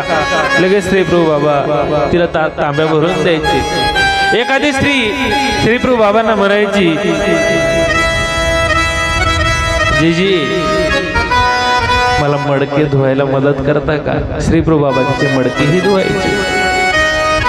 एखादीला धान्य कांडत असताना मुसळ धरायला कोणाची तरी गरज असायची, त्यावेळेस ती श्री प्रभू बाबांना विनंती करायची की जीजी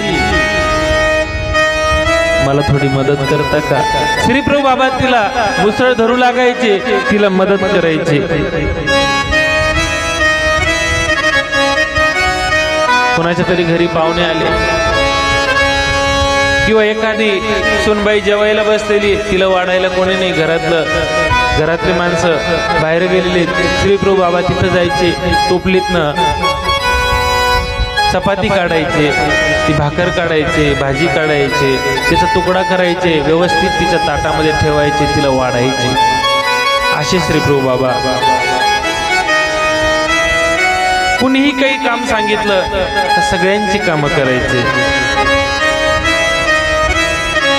श्री प्रभू बाबा एखाद्याच्या घरी जात, एखाद्याच्या थोबाडीत ठेवून द्यायचे. पलंगावर जर झोपलेली असली तर तिला उठवायचे, उठायचे आणि त्या पलंगावर झोपायचे.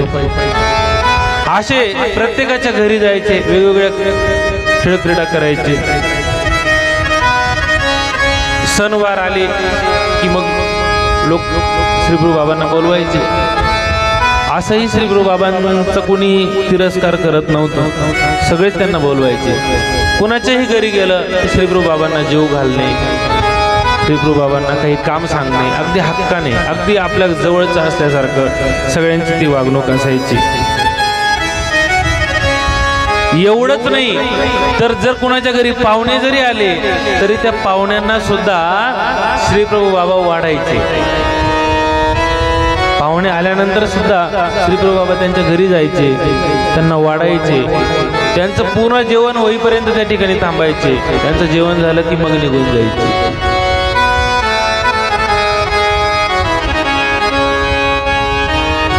कोणी एखादी स्त्री आंघोळीला बसलेली असेल, तिला पाण्याची आवश्यकता असेल, विसाण टाकायची आवश्यकता असेल, तिथं जायचे, त्या विसाणात पाणी टाकायचे. एखादीला असं वाटत असेल की माझी पाठ कोणीतरी घासून द्यावी, श्री प्रभू बाबा तिथेही जायचे, तिची पाठ घासून द्यायचे. शिंक्यावर तेलाचे तुपाचे भांडे ठेवलेले असायचे. ते कधी झाकलेले असायचे, कधी झाकलेले नसायचे. श्री प्रभू बाबा त्या ठिकाणी जायचे आणि त्या भांड्यांवर झाकण ठेवायचे. ते सगळं व्यवस्थितपणे, अगदी व्यवस्थित. म्हणजे बघा तुम्ही, आता श्री प्रभू बाबांच्या लीळा तुम्ही श्रवण करतायत. या श्री प्रभू बाबांच्या लीळेमधून अवतार कसा आहे श्री प्रभू बाबांचा, अबोल आहे, बोलत नाहीत जास्त, परंतु लीळा कशा आहेत, त्या प्रत्येक लीळेतनं आम्हाला काही ना काही शिकवण मिळते आहे. दिवसा डवळ्या पती पत्नीने एकत्र कसंही पसरू नये, ही शिकवण श्री प्रभू बाबांनी लक्षात आणून दिली, म्हणून थोबाडीत मारलेली लक्षात घ्या. त्या लीळेच्या मागचा हेतू समजून घ्या. तिच्या घरी जाऊन झोपण्याचं काही कारण नाही. पती पत्नी झोपलेले आहेत, परंतु दिवसा अशा पद्धतीने झोपत नसतात म्हणून थोबाडीत मारली. आता ते दोघे बाजूला झालेत. शिंक्यावर वस्तू ठेवत असताना त्या वस्तू, त्याचं झाकण व्यवस्थित लावं. त्या ठिकाणी पाली फिरतात, उंदरं फिरतात, घरातले किडे किरकोटे फिरतात, ते जर त्यात पडले तर ते विषारी असलेले किडे आपल्या पोटात जातील, आपल्याला त्रास होईल, विषबाधा होईल. गोष्टी केवढ्या छोट्या आहेत, सूक्ष्म आहेत, परंतु त्या छोट्या छोट्या गोष्टींच्या माध्यमातून श्री प्रभू बाबांनी अगदी मोठी शिकवण आपल्याला घालून दिलेली आहे. ज्याचं कोणीच नाही ना त्या ठिकाणी श्री प्रभू बाबा जायचे. कोणाला विश्राम देणं, कोणाची पाड घासणं, अगदी पाहुण्या रावळ्यांना वाढेपर्यंत, घरातल्यांना वाढेपर्यंत, महिलांची सगळी कामं करेपर्यंत श्री प्रभू बाबांना सगळ्यांना आपलेसे वाटायचे. एवढं प्रेम श्री प्रभू बाबांच्या मनात त्या समाजाविषयी होतं. आशा असलेल्या त्या समाजात श्री प्रभू बाबा राज्य करत आहेत. एवढंच नाही तर दुधाचं विरजन सुद्धा घालायचे. कोणाच्या एखाद्या लहान लेकराला आंघोळ घालायची असेल तर श्री प्रभू बाबा आंघोळ सुद्धा घालून द्यायचे. असं हे कार्य श्री प्रभू बाबांचं चालू आहे. त्याला पाण्यात घालायचे, त्याला झोका द्यायचे.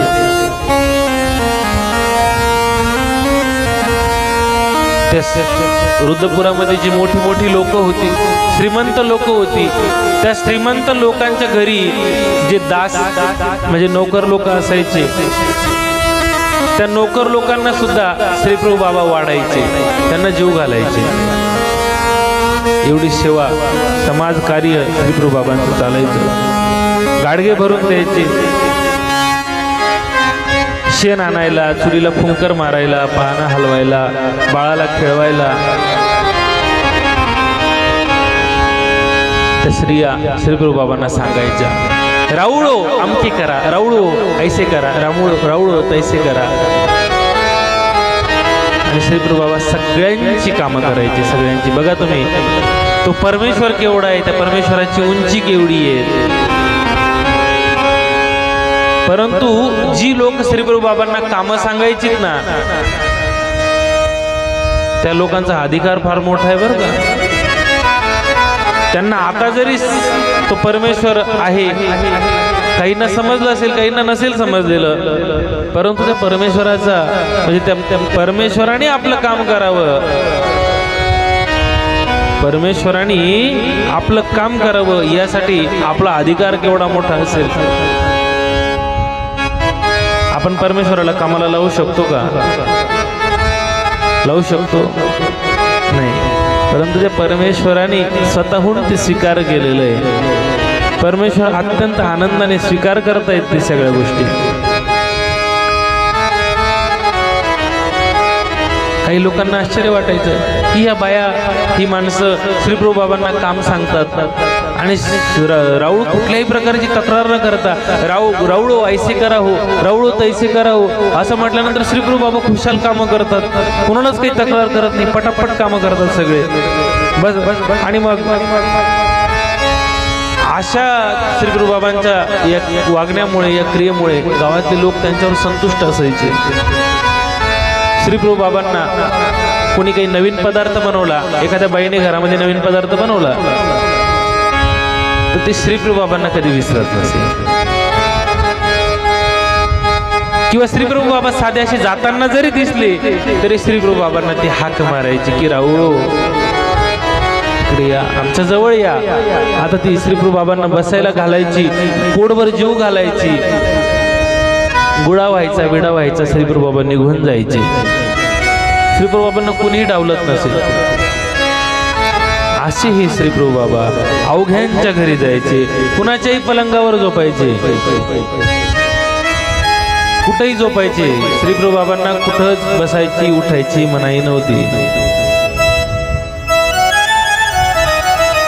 त्या रुद्रपुरामध्ये जर एखाद्याच्या घरी जरा मृत्यू जर होणार असेल तर श्री प्रभू बाबा अगोदरच त्या घराच्या घरी जायचे, त्या माणसाच्या घरी जायचे आणि त्या माणसाच्या घरी गेल्यानंतर ते बांबू आणायचे, ती तिरडी आणायचे, ती सगळी तयारी करायचे. घरातले लोक आश्चर्यचकित व्हायचे की श्री प्रभू बाबा असं काय करतायत. आजी राऊळी काही देखील आहे. आज राऊळांनी असं नेमकं काय पाहिलं की श्री प्रभू बाबा आज ती सगळी तयारी करतायत. आणि श्री प्रभू बाबांनी ती तयारी केली. का बाया म्हणायच्या आज राऊळी खवनी सूचिक देखील आहे, काहीतरी सूचिक राऊळांनी पाहिलेलं आहे आणि त्याच्यामुळे श्रीप्रभू बाबांना ते कुठल्याही प्रकारे विरोध न करता ते त्यांची क्रिया करू द्यायचे. आणि श्रीप्रभू बाबा ती तशा पद्धतीने ती सगळी तयारी करत असताना घरातील कुठल्या तरी व्यक्तीचा अचानक मृत्यू व्हायचा आणि मृत्यू झाल्यानंतर ती सगळी ती तयारी त्यांच्या लक्षात यायचं. किंवा श्रीप्रभू बाबा काय करायचे, एखाद्याच्या घरी जर अशी दुःखद घटना घडत असेल, एखादी व्यक्ती जर तरुण असेल तर त्या घरामध्ये जायचे, त्या घरी जायचे आणि घरी गेल्यानंतर एका कोपऱ्यामध्ये कुठेतरी बसून राहायचे, अगदी शांततेने, अगदी शांत बसून राहायचे, कोणाशीही काही बोलत नसत. घरातले लोक आश्चर्यचकित होत की आजी श्रीप्रभू ऐसे काही देखील, आज श्रीप्रभू बाबांनी असं काय बघितलं, आणि ती दुःखद वार्ता घरापर्यंत येऊन पोहोचायची. अशी मृत्यूची सूचक श्रीप्रभू बाबा त्या घरातल्या लोकांना कळवत असायचे. कळंकेश्वराच्या ईशान्य कोपऱ्यात पिंपळाचं एक झाड होतं आणि श्रीप्रभू बाबा आता त्या ठिकाणी जायचे. त्या ठिकाणी आजूबाजूला प्रदक्षिणा घालायचे आणि प्रदक्षिणा घातल्यानंतर त्या ठिकाणी एक ढोली होती, म्हणजे खाच होती. त्या खाचेला स्पर्श केलेला आहे आणि त्या पिंपळाला श्रीप्रभूंनी संबंध दिलेला आहे. एके दिवशी श्रीप्रभू असे चालतायत, श्रीप्रभूंनी बघितलं की दोन्ही देवळाच्या मध्ये कळंकेश्वराच्या पिंडीवर एक मांजर बसलेलं होतं. मांजर माहिती ना, कॅट CAT, कॅट म्हणजे मांजर. असं ते मांजर त्या ठिकाणी बसलेलं आहे आणि श्रीप्रभू बाबांनी त्या मांजराकडे बघितलं. मांजराची आणि श्रीप्रभू बाबांची दृष्टादृष्ट झालेली आहे आणि श्रीप्रभू बाबांनी स्थित्यानंद, एक स्थिती मला ज्याला म्हणतात, एक आनंद ज्याला म्हणतात, ती स्थिती श्रीप्रभू बाबांनी त्या मांजराला दिली. आणि ती स्थिती दिल्यानंतर आता ते मांजर 3 दिवस तिथंच उभं होतं. ते जागचं हल्लं सुद्धा नाही. दिवस रात्र ते मांजर तिथंच उभं आहे.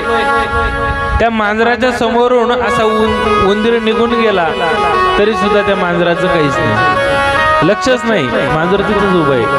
3 दिवसानंतर परत श्रीप्रभू बाबा त्या ठिकाणी आले आणि त्या ठिकाणी आल्यानंतर श्रीप्रभूंनी आता त्या मांजराकडे पाहिलं आणि श्रीप्रभू त्या मांजराला म्हणतात, मेली जाय म्हणे, न जाय म्हणे, ना जायची म्हणे, आता बस कर, जा. आणि असं म्हटल्यानंतर आता ती मांजर त्या ठिकाणाहून निघून गेली.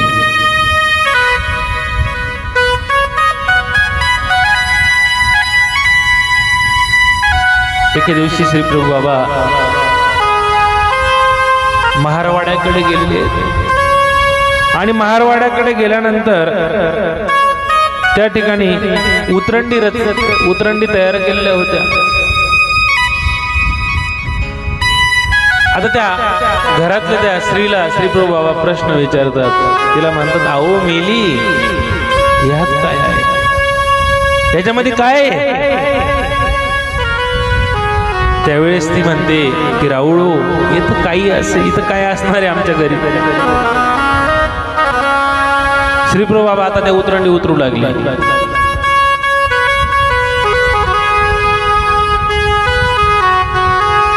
मातंगाच्या घरी सुद्धा जात, मातंगाच्या घरी सुद्धा तसंच विचारत की अहो मेली, यात काय आहे म्हणे, याच्यामध्ये काय आहे? त्याही म्हणत की जीजी इथं काय असेल, इथं काय असणार आहे. मग असं म्हटल्यानंतर श्रीप्रभू बाबा त्या उतरंडी उतरवायचे, त्याच्यामध्ये काय आहे ते बघायचे. खायची वस्तू असेल तर थोडंसं खायचे आणि मग म्हणायचे, आओ मेली, गोड आहे म्हणे, गोड आहे म्हणायचे, मस्त आहे नाही का.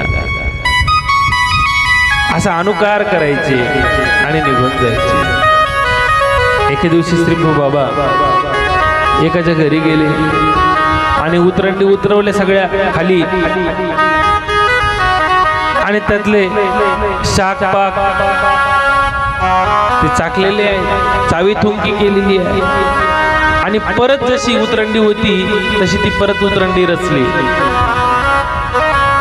आणि आता थोडस लांब उभं राहून परत त्या उतरंडीकडे बघितलं. उतरंडीकडे बघितल्यानंतर ती उतरंडी जशी रचली होती, म्हणजे ज्या क्रमाने ती रचलेली होती, तो क्रम थोडासा बिघडलेला दिसला. श्री प्रभू बाबा परत त्या ठिकाणी आले. परत ती उतरंडी व्यवस्थित रचली, जशी होती पहिले तशी. परत मागे आले, परत त्या उतरंडीकडे पाहिले आणि आता त्याच्याकडे बघून म्हणतात की आता होय म्हणे, म्हणजे आता व्यवस्थित आहे, आता पहिल्यासारखं रचलेलं आहे. श्री प्रभू बाबांना व्यवस्थित पण आवडायचं.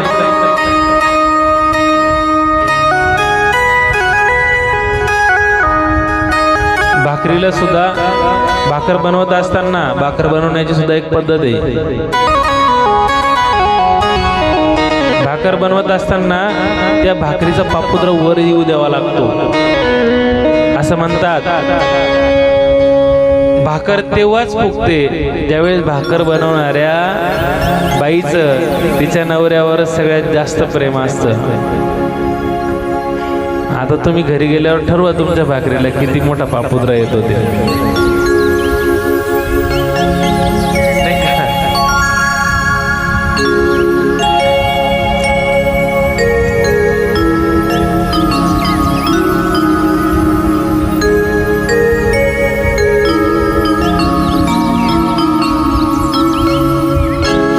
श्रीप्रभू बाबा आता त्या शिंक्यावरचं दूध, दही, लोणी असं खाली उतरवायचे, ते चाखायचे, परत ती भांडी शिंक्यावर ठेवायचे. शेतात जाताना जे लोक घराला ताटी लावायचे, श्रीप्रभू बाबा ती ताटी उघडायचे, मध्ये जायचे, खायचे, प्यायचे आणि परत जशाला तशा वस्तू ठेवून त्या ठिकाणाहून कवाड लावून परत निघून जायचे. ते जात असताना जर समजा शेतामध्ये जाणाऱ्या स्त्रिया जर गडबडीत जर शेतामध्ये गेल्या, भाकरीचं टोपलं वरच उघडच राहिलं तर ते भाकरीचं टोपलं व्यवस्थित झाकायच्या. रांजण जर उघडा राहिला तर रांजणही झाकायचे.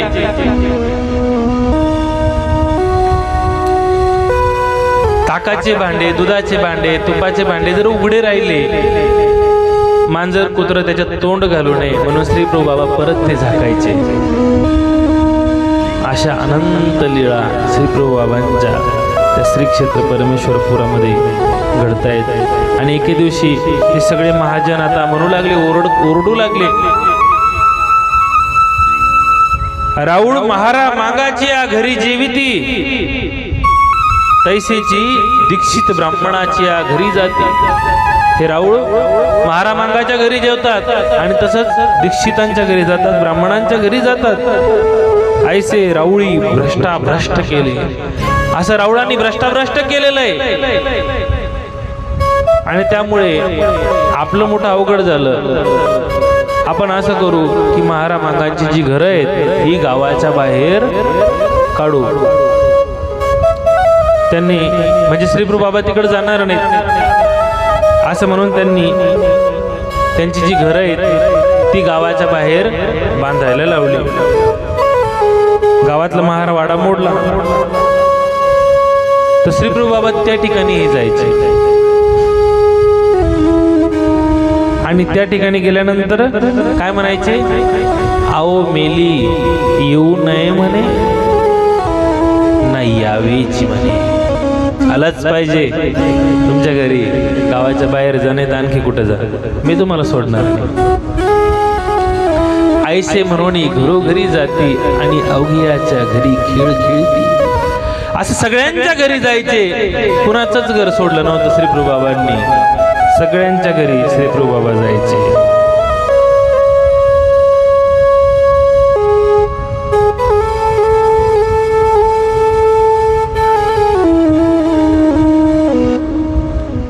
आणि असा श्रीप्रभू बाबांचा खेळ खेळत असताना श्रीप्रभू बाबा अंतजाच्या घरी गेले. त्याच्या सगळ्या वस्तूंना संबंध दिला, उतरंडी उतरवल्या. तसेच दीक्षितांच्या, उपासनांच्या, ब्राह्मणांच्या घरी तशीच क्रिया केली, शिवाशिव केली. त्यांचे हे असे वागणे बघून महाजनांना मात्र खंत आली. महाजन जे होते गावातले मोठे प्रतिष्ठित लोक, ते म्हणायचे की गोसावी ऐसे काही करा, गोसावी आपण असं का करता. परंतु त्यांनी सांगितल्यानंतर देव मात्र मुद्दामूनच करायचे. मग महाजनांनी विचार केला की या अंतजांनाच आपण गावातून हाकलून जर दिलं तर मग श्री प्रभुबाबा तिकडे जाणार नाही. म्हणून त्यांनी त्यांना गावाच्या बाहेर काढलं. त्यांना श्री प्रभुबाबा म्हणतात,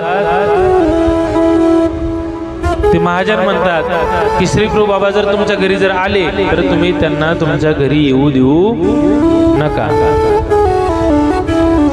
परंतु श्री प्रभुबाबा कोणाचं ऐकतील का. आता या महाजनांनी आदेशच सोडलेला आहे. आता यांनी ती घरं जी आहेत ती घर गावाच्या बाहेर बांधलेली आहे.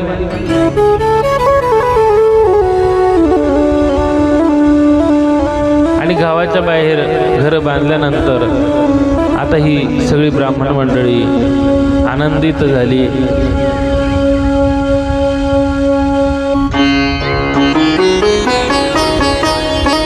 श्री प्रभुबाबा मात्र त्या बेलोरच्या रस्त्यावर म्हणजे रस्त्याच्या वेशीतून त्या ठिकाणी आता गेलेले आहेत. आणि बेलोऱ्याच्या वाटेवर या अंतजांची घरं बांधण्यात आलेली आहे. आणि आता गोसावी त्या ठिकाणी गेले. आता ही सगळे अंतज पुढे आले. आणि हे अंतज पुढे आल्यानंतर ही सगळे देवाला विनंती करू लागले की जीजी आपण आमच्या घरी न या, आमच्या घरी येऊ नका. जर आपण आमच्या घरी जर आलात, आम्हाला आपण आमच्या घरी यायचे म्हणून आम्हाला गावातून हाकलून दिलं, जर आपण या ठिकाणी जरी यायला लागले आणि आम्हाला जर हाकलून दिलं तर आता आम्ही कुठं जावं. मग गोसावी म्हणायचे की आओ मेला, यावे की न यावे म्हणे, न यावेची म्हणे, यावंच म्हणे.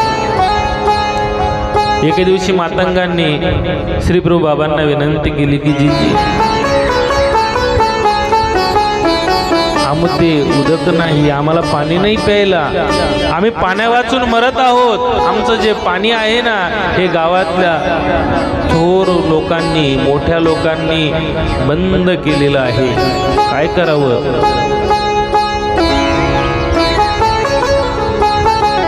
त्यावेळेस श्री प्रभुबाबांना त्यांची खीव आली आणि श्री प्रभुबाबा त्यांना सांगतात की आओ मेला येथे खोदावे म्हणे. श्री प्रभुबाबांनी श्री चरणाच्या म्हणजे पायाच्या अंगठ्याने जागा दाखवली.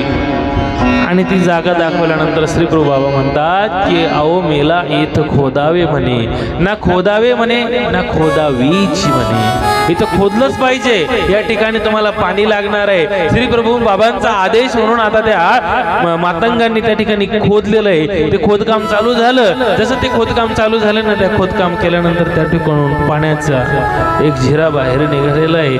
आणि बऱ्यापैकी आता त्यांनी काम करून खड्डा खोदून बऱ्यापैकी एक मोठी अशी लांब अशी एक विहीर तयार केली.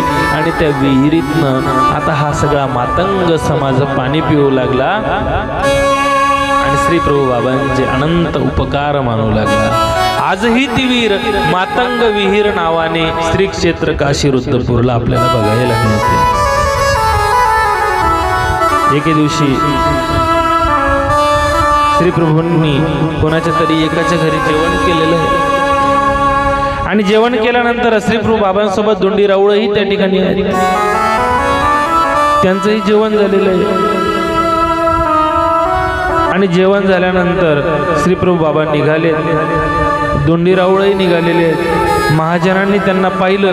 श्री प्रभू बाबांसोबत दोंडी राऊळ आहेत. आणि दोंडी राऊळांना महाजन म्हणतात की तुम्ही गाव विटाळला, तुम्ही गाव विटाळून टाकला म्हणे, तुम्ही येथून जा, तुम्ही इथून निघून जा. दोंडी राऊळ त्यांना म्हणतात की मी एकटा थोडीच जेवलो, माझ्यासोबत श्रीप्रभू बाबा पण आहेत, श्रीप्रभू बाबांनाही श्रीप्रभू बाबाही जेवलेले आहेत.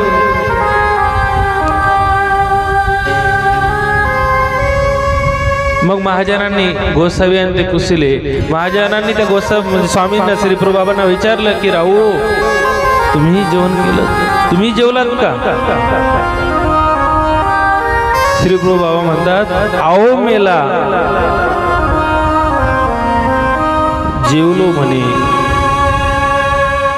असे म्हणून हाताची बोटे तोंडात घालून उलटी केली.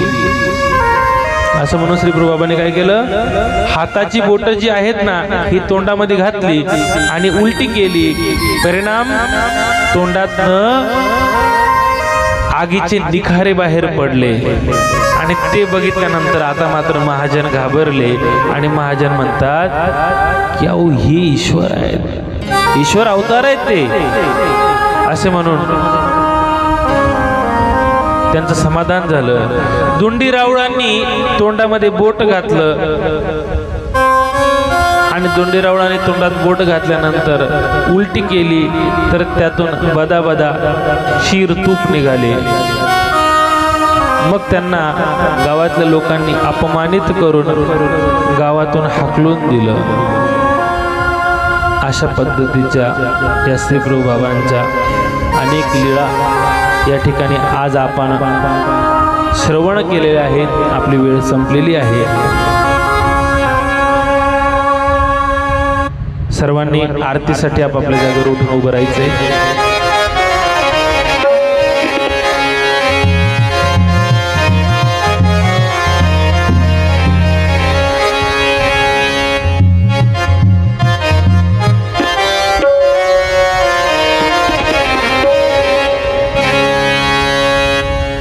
आरती प्रभु मेरे तन मन की, आरती प्रभु मेरे तन मन की, आरती प्रभु मेरे तन मन की, आरती प्रभु मेरे तन मन की, जो प्राप्ति मुझे अपने चरण की, प्राप्ति मुझे अपने चरण की, आरती प्रभु मेरे तन मन की, आरती प्रभु मेरे तन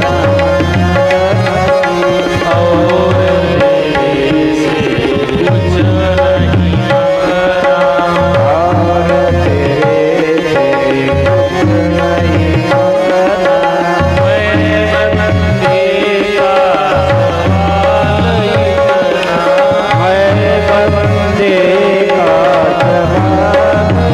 जवाब इतना, गुनहगार मैं तेरे चरणों का, गुनहगार मैं तेरे चरण का, सेवादार मैं तेरे चरणों का, सेवादार मैं तेरे चरण का, तेरे बिना मुझे दर्द हो किसी का, बिना मुझे दर्द किसका, हाथ जोड़ कर आभार करते, हाथ जोड़ कर आभार करते, गुनाह माफ कर दो मेरी अर्जी, गुनाह माफ कर दो मेरी अर्जी, आरती